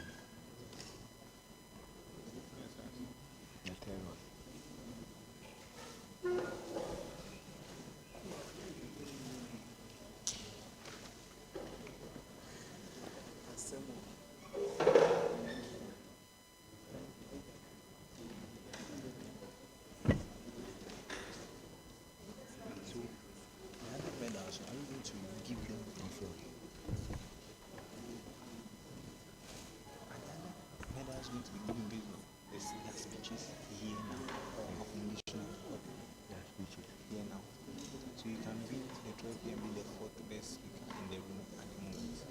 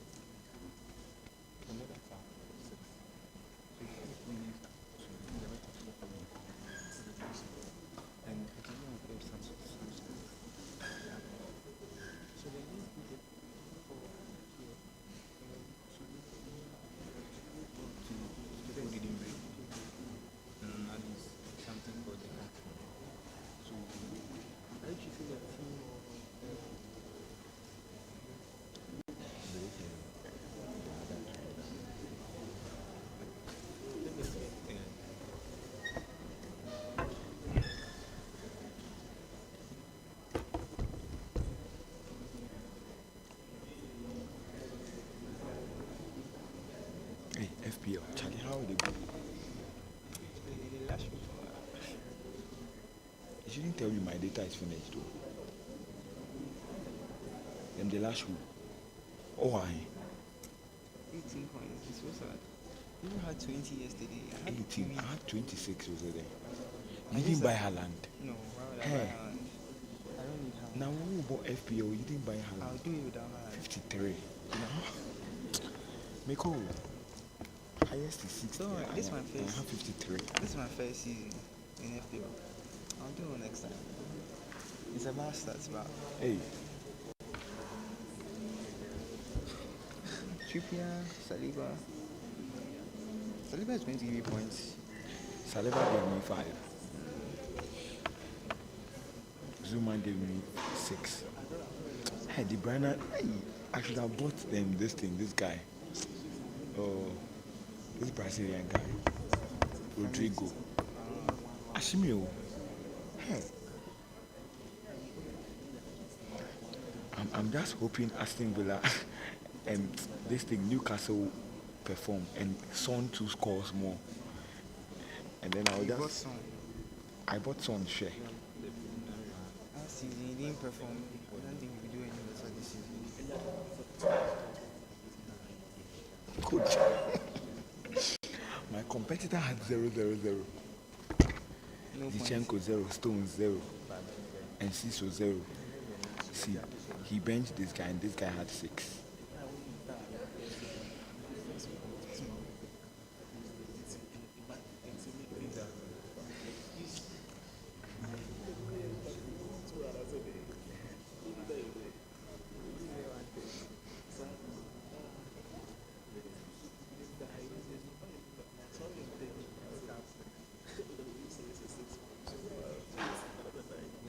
Hey, in Ghana, the person that's stopping has 59.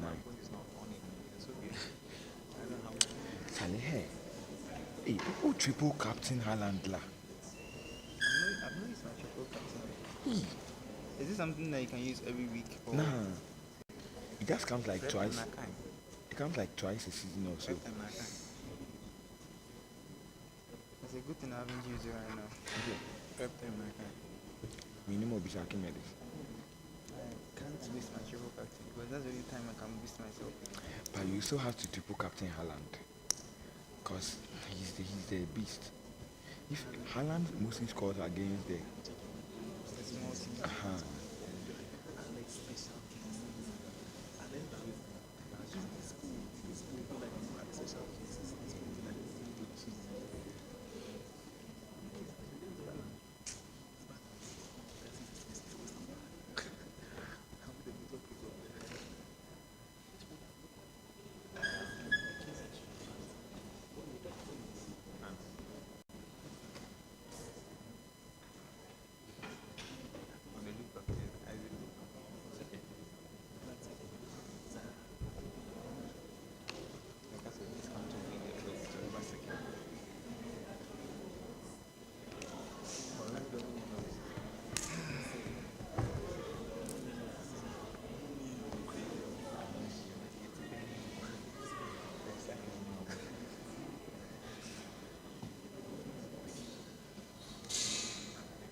I just pray the finance is hot. This final.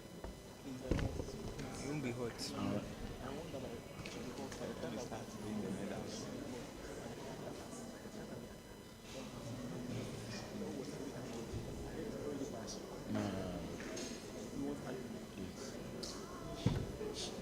It should be contentious. Unanimous final. And then move a D at grand. Let's hope that they'll bring their A game.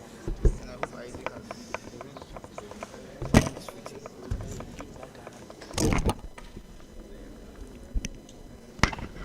The thing is too penny me. No, it's not because it's SRC.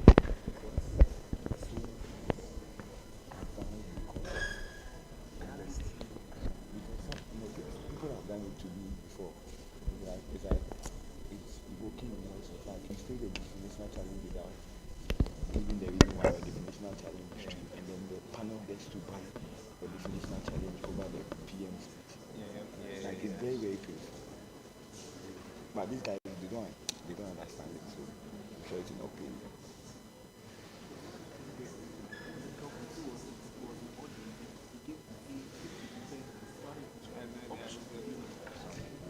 No, my thing is that if you give reasons why education was supposed to be done, up. Hey, not my chairs, I know.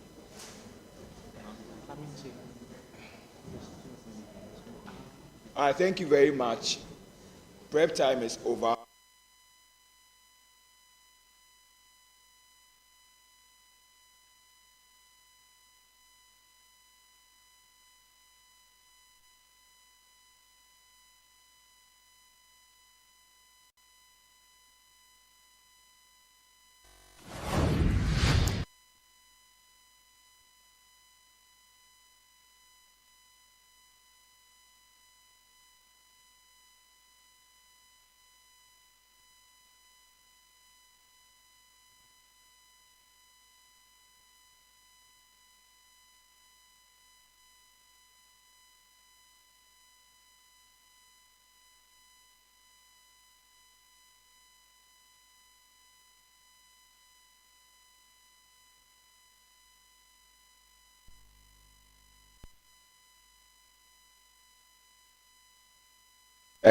SRC Inter.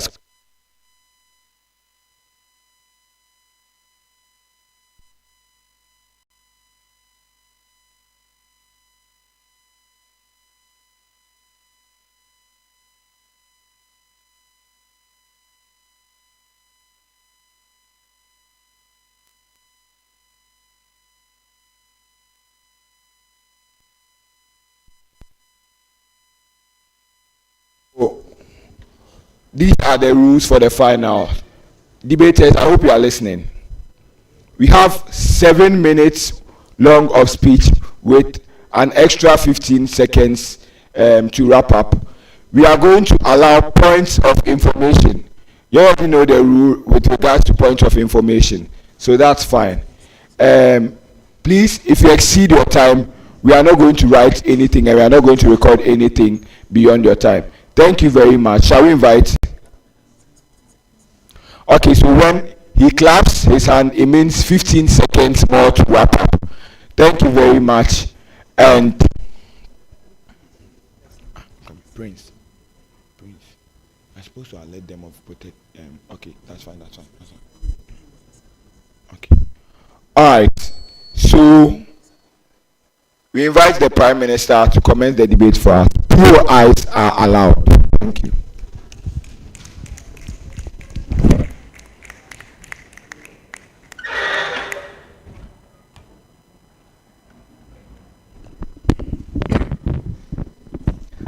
Starting in 3, 2, 1.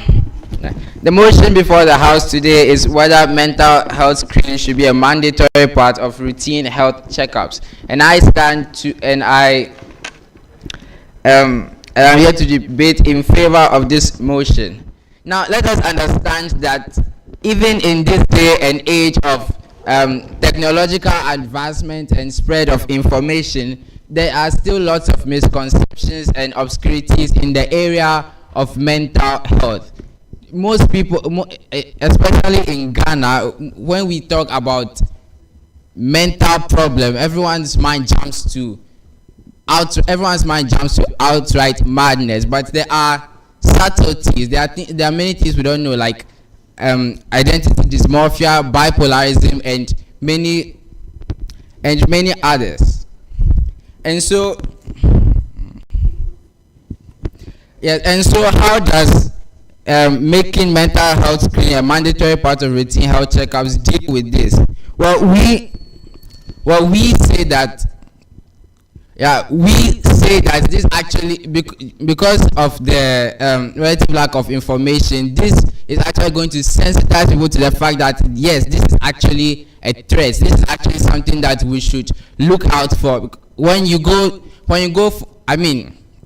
all of us, ordinarily, you ordinarily, although we are all educated, we are all in university, and we know that mental health issues are serious, when we go for checkups, I don't think we say check for this mental issue or whatever. So to the ignorant masses, this lets you know that yes, this is also something you should check for. This is also something that we should look out for and deal with. And we believe that providing this information is very key to how people learning of this affects their lifestyle choices and actually makes them live better. Let's also come to the fact that because we know so little, it is when it is made mandatory that we may actually be able to save ourselves. I mean, if I had schizophrenia and even as I am now, I don't think to check for it, where else can I do it? But because it is mandatory, when I go for the checkup, it's checked for me. And so you see that for some people, this may actually, by making it mandatory, it may actually be the only chance that they have to save themselves if they are in such a situation. Now let's look at how this benefits us on a much larger scale. So much of what we do rides on our mental capabilities. So much of what we do rides on our mental acuity. And so, and so we believe that by making it a mandatory part of routine checkouts, by providing that sensitization, and in some cases even having a timely diagnosis of a mental disease, of any mental issue, we are able to actually make better lifestyle choices. And how do these better lifestyle choices help us in our jobs? If I had a job where I had to sit by my desk most of the day, I would know that so if I were in a particularly strenuous job, I would note, the employers, for example, would note the fact that it is important to give their employees leave so that they can relax and unwind. And this can actually lead to more productivity in many sectors. And then this productivity is also going to help government. How? Because people are able to make more, people are able to pay more in terms of taxes, and then government is actually able to do more for the nation. This also reduces the stress on government. Now, we all know that mental health issues are very expensive to treat, but by doing this, we are actually able to nip some situations in the bud, and therefore the stress on government to provide for people when these situations become extreme is drastically reduced. These are my reasons for why mental health screening should be a mandatory part of routine health checkups. I am proud to propose.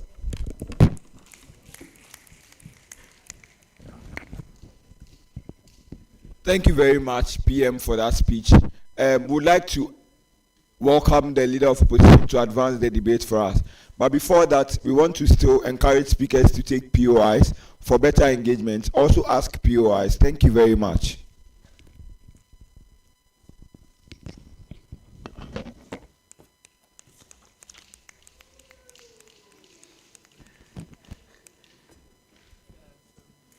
Okay, so I start my speech in 3, 2, 1. First of all, I would say that the Prime Minister did a very bad job in contextualizing in what setting are we going to do the mental health screening. So therefore, I propose that this kind of mental health screening we do in a setting like Ghana. To continue on with it,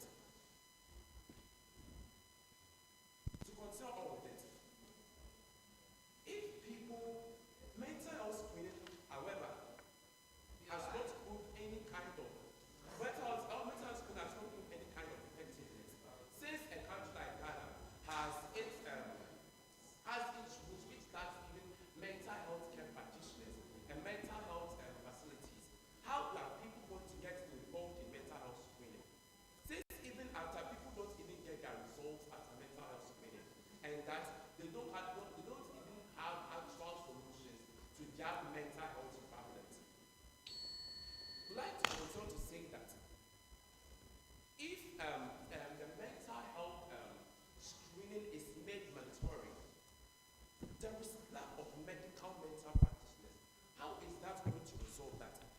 that one will not even encourage people to come and seek mental health screening. Because let's put in a situation whereby you go to the hospital for your routine mental health, for your routine checkups, then you get to realize that after getting there, there is no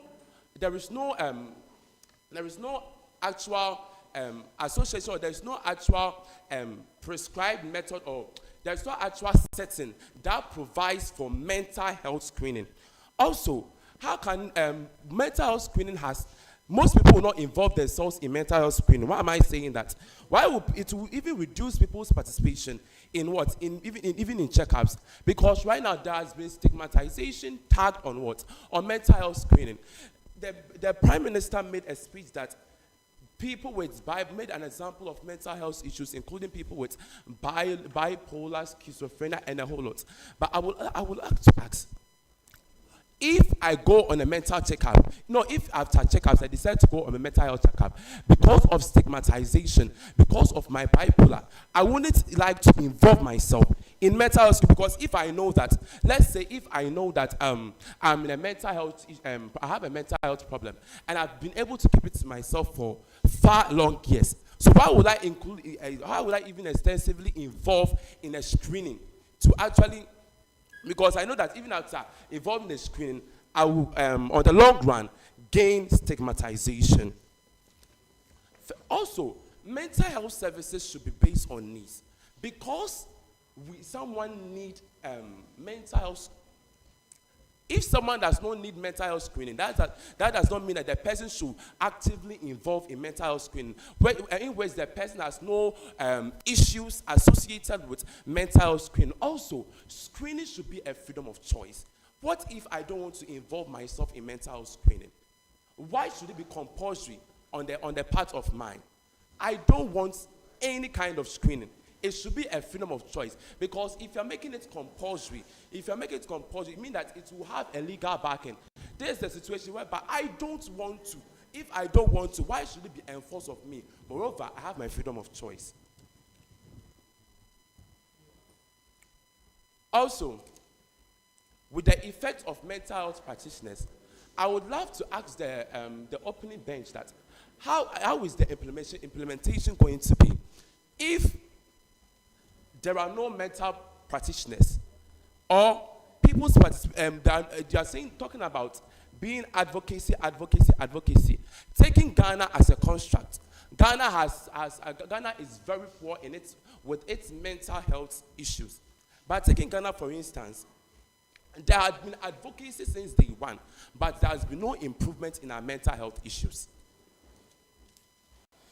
Also, I would like to say that it is if it is not on a demand that we need mental health screening, then there is no actual result.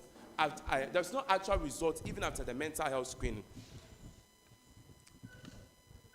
Taking Ghana, for instance, even if you go to certain hospitals, people, if you go to, even if you go to certain health facilities, there is a possibility that, first of all, there are even lack of mental health experts.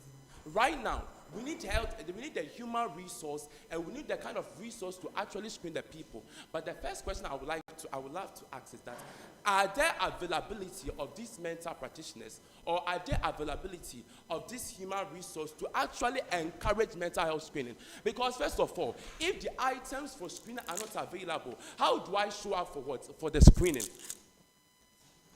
As it is legal, meaning that people will be exposed to mental health screening. I therefore don't want myself to be shown as, I therefore don't want to show people that I have mental health issues. So therefore, I won't involve myself in certain mental issues. And what we are trying to say as the opposition bench is that mental health screening should be done. It shouldn't be compulsory, but should be done on the basis of needs. If people need mental health screening, that is when they should be given that mental health screening. Because you don't just turn up and go to the hospital just for any cause of problem. Because I don't just stand up. I just feel like I have malaria, and I have to take in maybe malaria drugs. But we should be on the basis of because I need it. Because before even anyone will purchase any health services and health schools, it is on the basis of what the person actually needs, not on the basis of what other people think that the person needs. Actually, we are in the state of democracy in which we implement that. There is freedom of choice for the individual. There is freedom of choice for the individual to choose a particular health services that the person needs. So if I don't need a mental health screen, then there is no need for there to be a mental health screening for me, and there is no need for it to be compulsory and to be on my head that's compulsory by force. I have to involve myself in mental health screening. Thank you.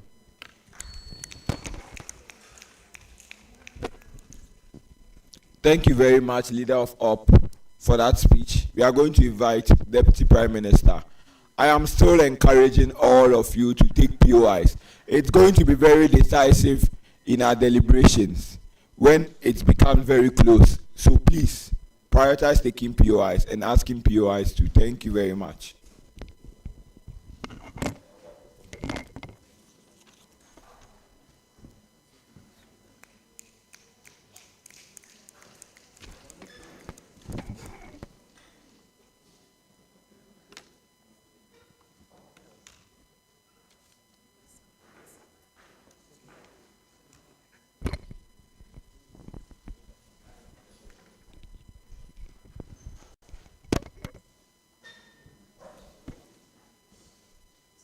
My speech in 3, 2, 1.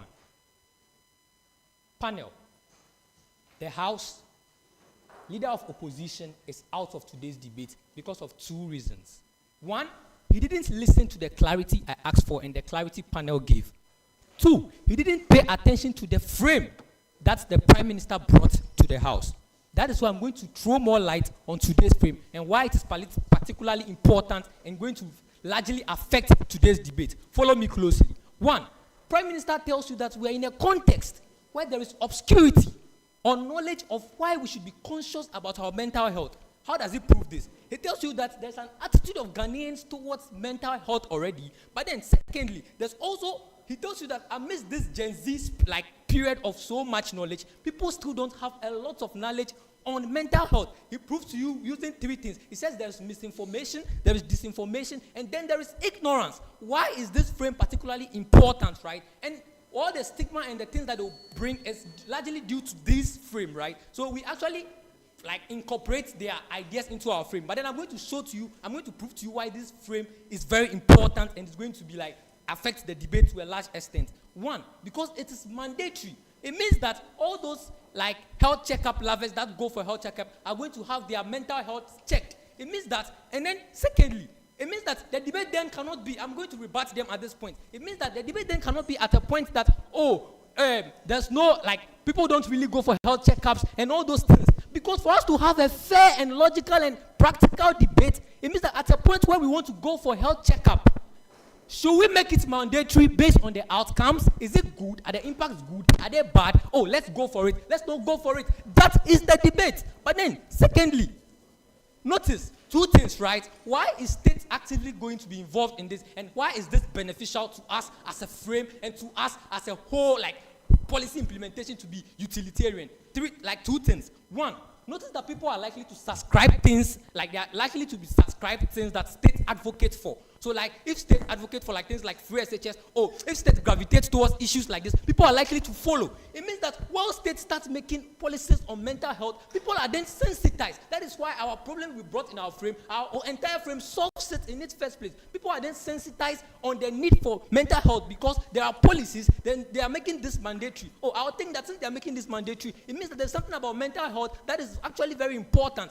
And that is why even the SRC team is actually themed on mental health. But then, I'm going to prove to you why there is a gravitation towards mental health in my next cases. But then let's take our first case. The outcomes are good. We all can assent to the fact that the outcomes are good and better in our world. He does a very good job on that. I'm not going to do much on that. But then I'm going to take you to the second case, which is going to answer all their POIs and all their possible arguments they are going to bring in the large extent.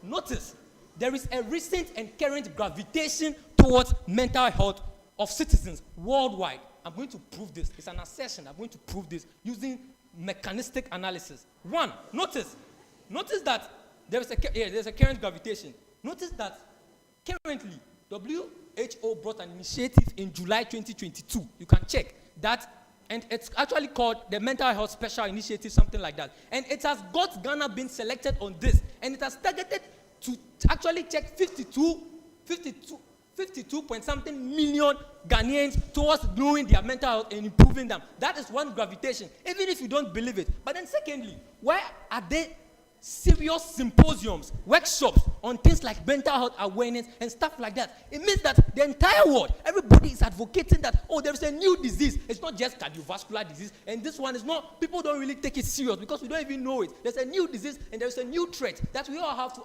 advocate for. That is why there's a recent gravitation towards mental health. If Ghana does not gravitate towards this mental health, it's going to be bad for us. Why? One, because notice, when the world moves towards such thing, there are funds that are available and there are locations like that are available for things like that. It means that at a point where WHO has enrolled us on this initiative, they are going to fund us. At a point where all countries are thinking, bringing up, let's develop this field, even though it's not a concrete field that has so much knowledge on the disorders and how to deal with it, people are now investing in such things. If we don't also go towards this gravitation, it's going to affect us because we are going to be left behind. And this proves the urgency for the policy. This proves that we are at a tipping point for this policy to be implemented. They don't prove anything, and we prove the urgency, we prove feasibility using this analysis to you. But then, panel, he has done so much good.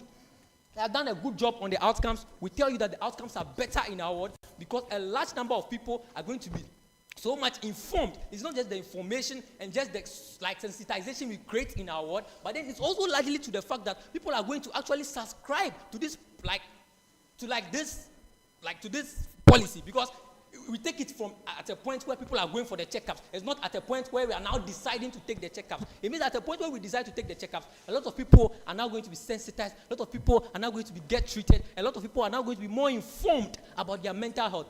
That is the goal. Mental health awareness, that is the goal everybody is pursuing. And the contest largely points a tipping point and an urgency for us to implement this policy and to follow the world to implement this policy. If we don't, we are behind, and this is going to affect us. I tell you, because by the time that will come, in 2030, we are now coming to care about mental health, the world is far gone, our resources are down into an abyss of hell. Everybody is now dealing with a lot. And now notice why mental health affects a lot of livelihoods. It means that this is great, and we need to follow the world at such a very tipping point and an urgent moment. We win this debate from side government. Thank you. It was an honor to propose.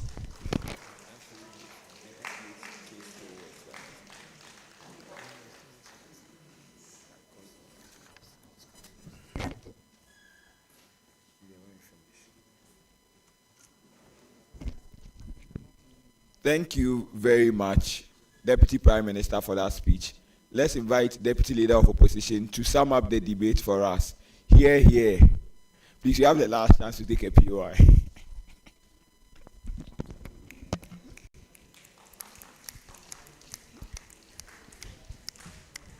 So I begin my speech in 1, 2, 3.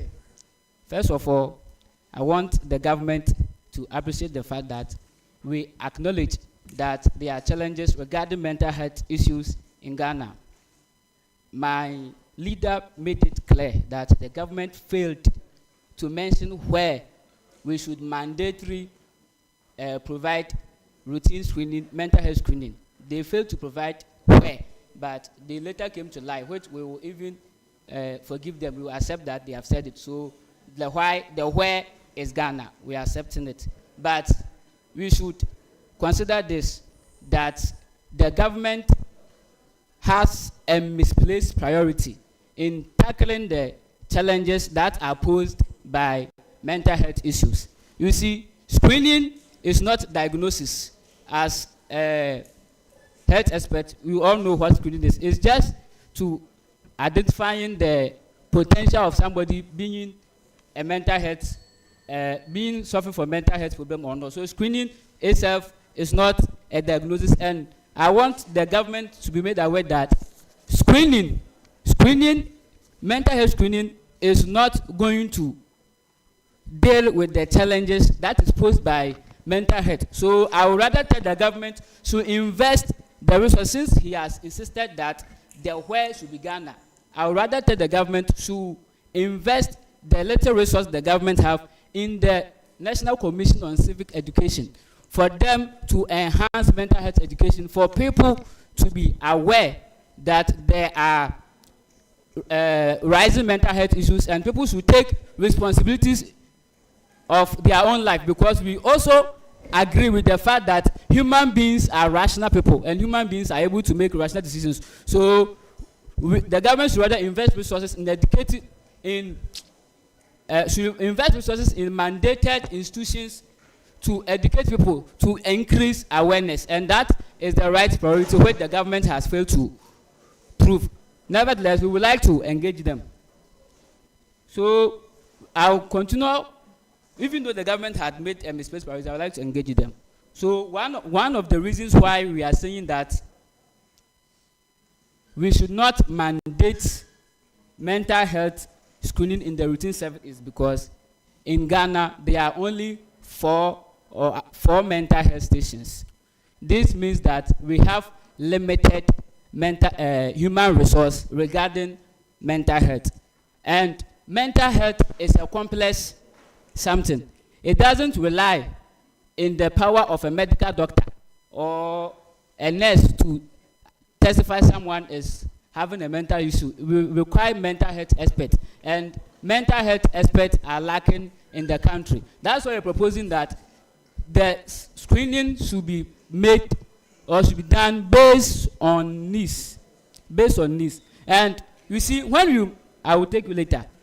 So, you see, when we mandate people, mandatory has legal backing. Mandatory has what? Legal backing. So in the case that somebody has gone to a health facility and then the facilities are obliged to screen them for mental health, and they do not have the equipment to carry out with that activity, are we going to find the health practitioner there who is unable to provide the service because they are not screening equipment, or are we going to imprison that personnel? So we are saying that we are not discouraging the fact that we should screen mental health, but we are saying that even health services in general should be provided based on the needs of patients, and not that someone has sat somewhere and the person is thinking that if I give you mental health service, it's good for you, so I'm going to. That one makes human beings irrational. Everything that human beings cannot think. Also, another reason why we disagree with the fact that we should make it mandatory, because it will reduce people's participation in checkup exercise. In fact, in Ghana, how many people participate in checkups? Most of us have not even done our checkups. And now that there's a huge stigma attached to mental health, you are saying that before I will come for checkup, they are going to screen whether I have a mental health issue or not. This one will discourage a lot of Ghanaians to embark on checkups, which will in turn will not get the maximum result that we need in combating the challenges related to mental health. Yes, I will take your pride. Okay, so you insisted that it should be based on need, but in our frame we established, and you did not combat that part of our frame, we established that very little is known. So how will you know that you need it if you don't even have the information, if you can't even tell whether you have a problem? So that is why I told you that you have had a misplaced priority. So screening does not provide information. If you want people to be aware of mental health issues across the globe, you should rather invest the money you have in the mandated organizations that or mandated bodies that have the capacity to make people aware of mental health issues.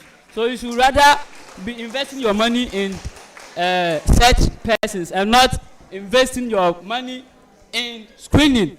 In fact, I have done a health screening before, and most people have done health screening. In fact, we don't even receive the result of the screening. They screen us next time, and we don't even see the result. So the screening something that they are saying will not and will never deal, in reality, will never deal with the challenges of mental health issues that we face today. And so what they are saying is really theoretical. It is only wise on paper. In practical terms, it does not work. It does not work because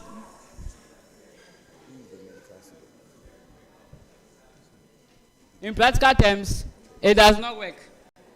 Also, we know we have inadequate mental health facilities in this country. As I stated earlier, in Ghana, there are 4 mental health facilities in Ghana, Pantai, and other 4 communities. So it does not make their proposal realistic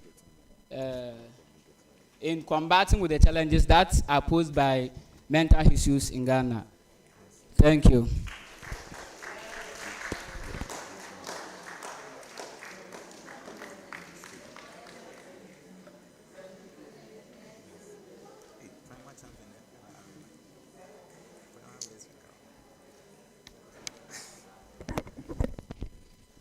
All right, thank you very much, everyone, for a wonderful debate. Please don't leave us.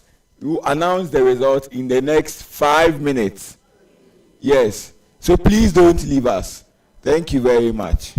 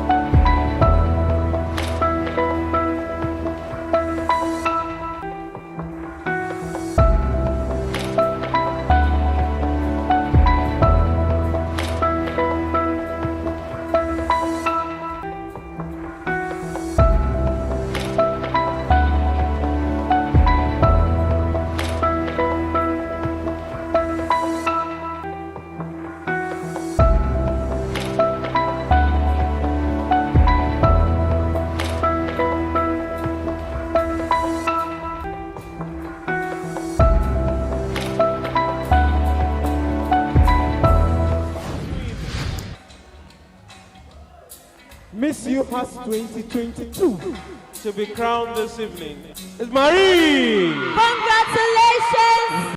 Miss UHAS 2023 is here.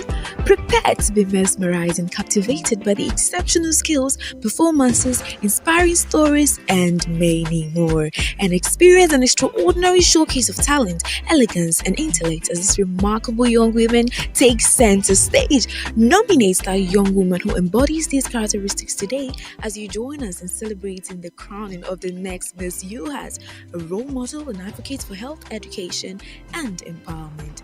Miss UHAS 2023, redefining beauty to promote health. Proudly brought to you by UHAS SRC Women's Commission.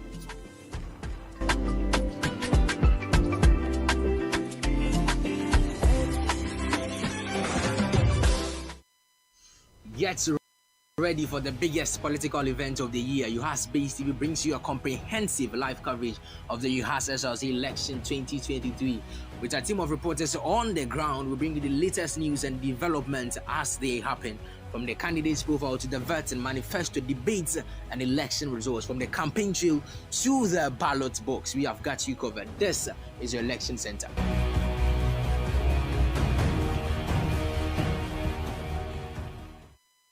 Need a ride?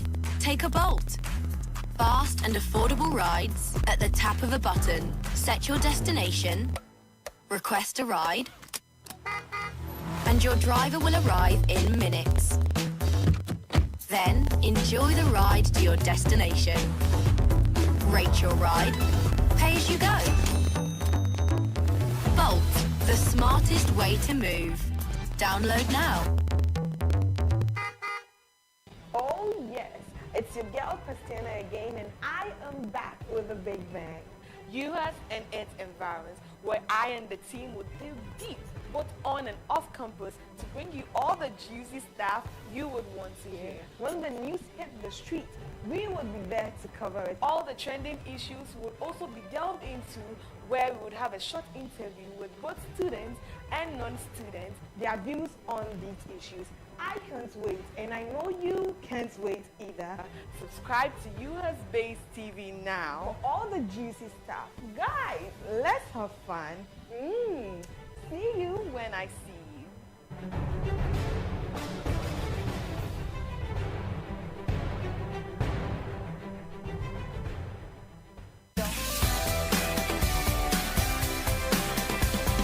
Good morning, UHAS. Saturdays at 8.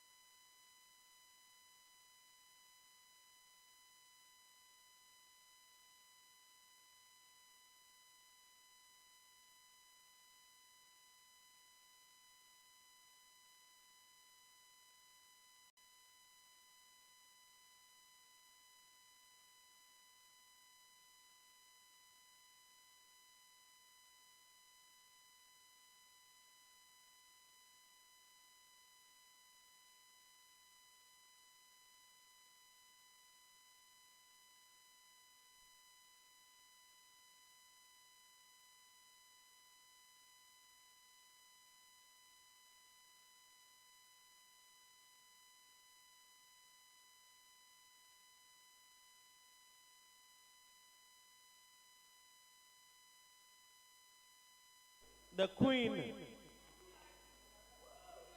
Miss UHAS 2022 to be crowned this evening is Marie. Congratulations! Miss UHAS 2023 is here.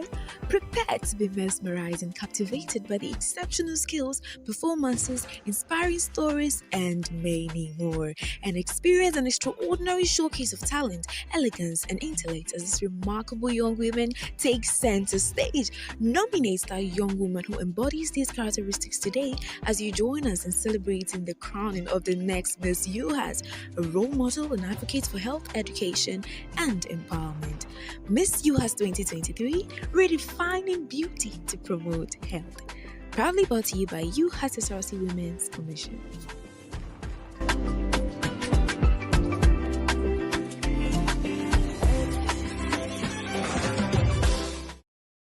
the Queen, Miss UHAS 2022, to be crowned this evening is Marie, the Queen, Miss UHAS 2022, to be crowned this evening is Marie. Congratulations! Miss UHAS 2023 is here. Prepare to be mesmerized and captivated by the exceptional skills, performances, inspiring stories, and many more. And experience an extraordinary showcase of talent, elegance, and intellect as these remarkable young women take center stage. Nominate that young woman who embodies these characteristics today as you join us in celebrating the crowning of the next Miss UHAS, a role model and advocate for health education and empowerment. Miss UHAS 2023, redefining beauty to promote health. Proudly brought to you by UHAS SRC Women's Commission.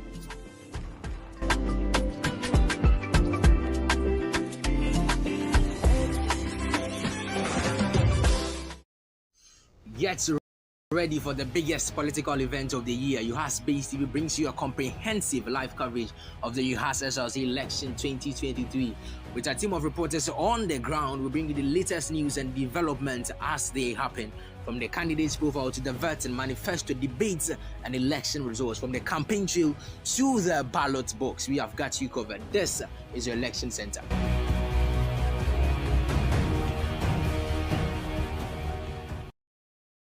Need a ride? Take a Bolt.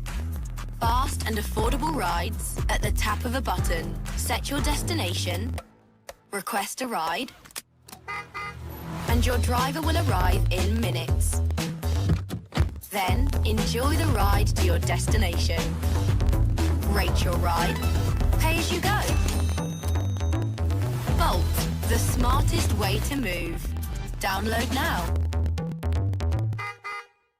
Oh yes, it's your girl Christina again, and I am back with a big bang. UHAS and its environs, where I and the team would dig deep, both on and off campus, to bring you all the juicy stuff you would want to hear. When the news hit the street, we would be there to cover it. All the trending issues would also be delved into, where we would have a short interview with both students and non-students, their views on these issues. I can't wait, and I know you can't wait either. Subscribe to UHAS Base TV now for all the juicy stuff. Guys, let's have fun. See you when I see you.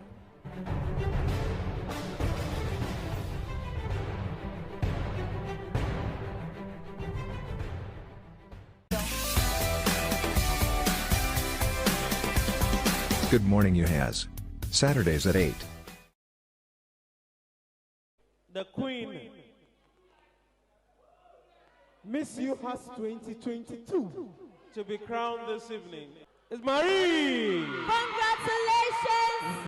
Miss UHAS 2023 is here. Prepare to be mesmerized and captivated by the exceptional skills, performances, inspiring stories, and many more. And experience an extraordinary showcase of talent, elegance, and intellect as these remarkable young women take center stage. Nominate that young woman who embodies these characteristics today as you join us in celebrating the crowning of the next Miss UHAS, a role model and advocate for health education and empowerment. So, Miss UHAS.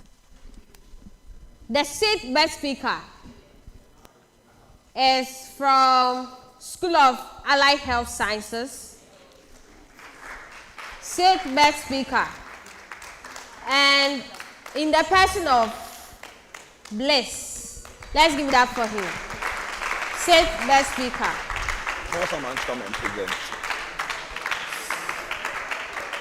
I'll call someone to do as the honor. Mr. Speaker, if you are here, kindly come and award the sixth best speaker. Thank you very much.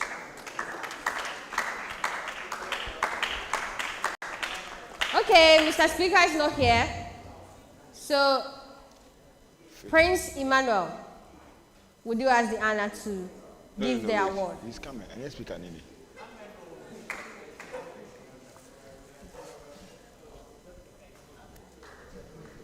Let's give it out to him. Sixth best speaker. It's not easy. Yes. Please use the platform so that it will be nice. Sixth best speaker.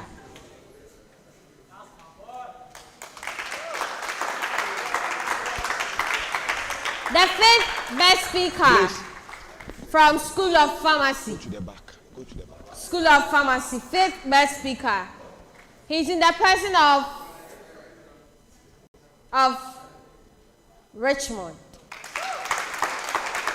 Fifth best speaker. It's not easy to rack your brains within 10 minutes. Yes, congratulations. Call someone. Call someone to come. I will call on the Chief Justice to do as the honor. Yes.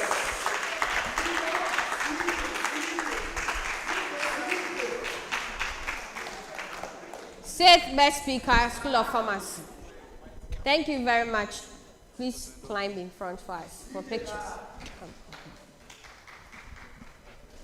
Smile behind the camera. Yes. Sixth best speaker.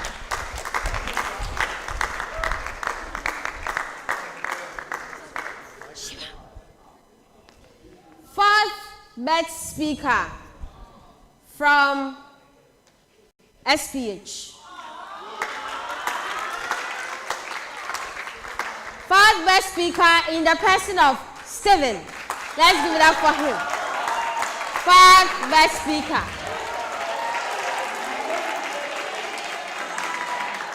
Stephen, congratulations. Fourth best speaker for SRC. We would call Honorable Charco, the UHAS Debate Society president, to come and give us this award.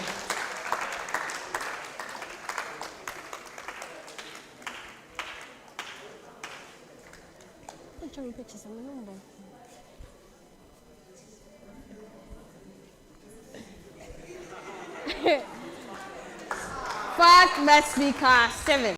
Congratulations.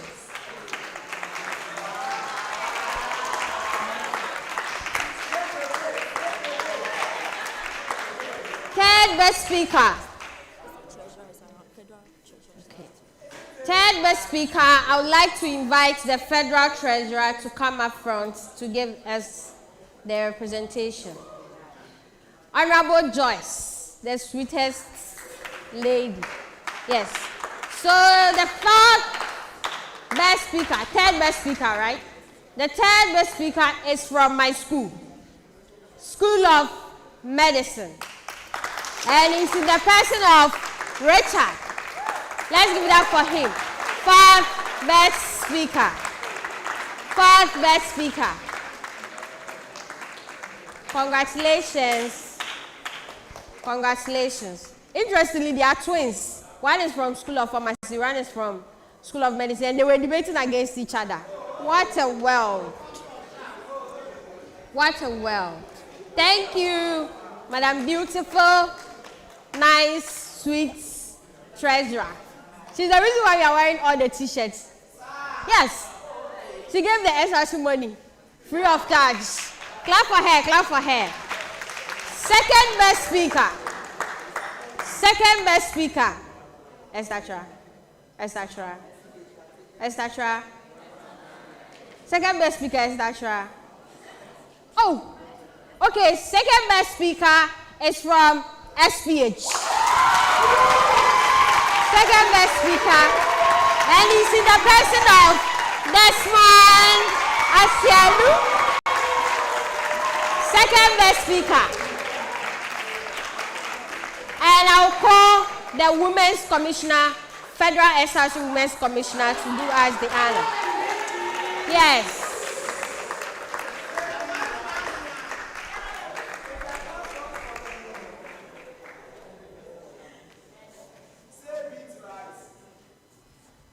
She's called Abuburu. That is her popular name. So, overall best speaker. Overall best speaker, I would call Archimedes Donko to do us the honor. overall best speaker, Archimedes Donko will do as the honor. The person is from which school? School of. Okay. So the best speaker, overall best speaker, is from School of Medicine. Isaac Ludalu. Yes. Yes.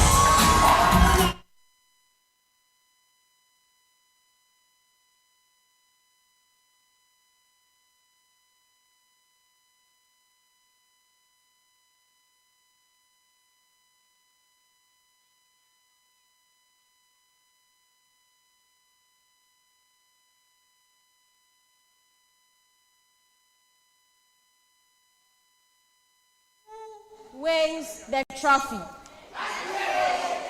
Huh? School of Medicine is here. SPH is here. Estatra is there. So who wins the trophy? The judges decide. That one is not in my position. Whatever comes, cheer up. Who wins the trophy? School of Medicine. Who wins the trophy? Okay.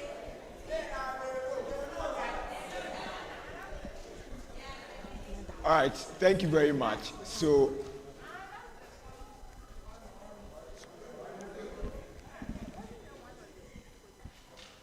I'm pleased to be the chair for the grand final of SRC Debate Championship 2023. After a very heated contest between School of Medicine in proposition, represented by Richard Clue, Elolo, and then Isaac Ludanu, and then SPH represented by Stephen Banahene and Desmond Dasimeni. With me on panel were Day Prince Emmanuel, Ekuba Mayfia Comfort, Kelvin Azameti Delali, Ampofo, Piasa Kwejo, and of course, you know my name, Vitzmanizio Johnson. On a unanimous decision, the winners of 2023 SRC Debate Championship,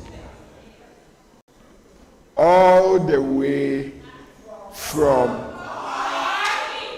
who? School of Medicine. School of Medicine is the champion for Inter-SRC Debate 2023. So all contestants come front. We are giving everybody a medal. All contestants who made it to the finals, please come for your medal. All contestants from School of Medicine and School of Public Health, please come up front.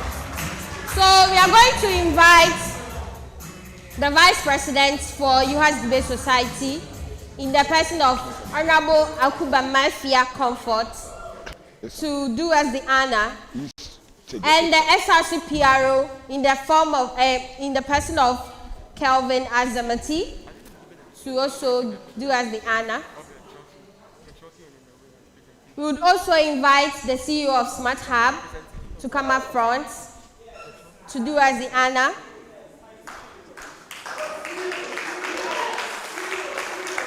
Yes. And a representative from SPH to do us the honor for the presentation. We have 4 medals. So a representative. Yes. Yes. So in order, we start from SPH, then we end at School of Medicine. Please add me some. The picture. So the medals. What's your name? Stephen. Yes. Bliss. What? Richard.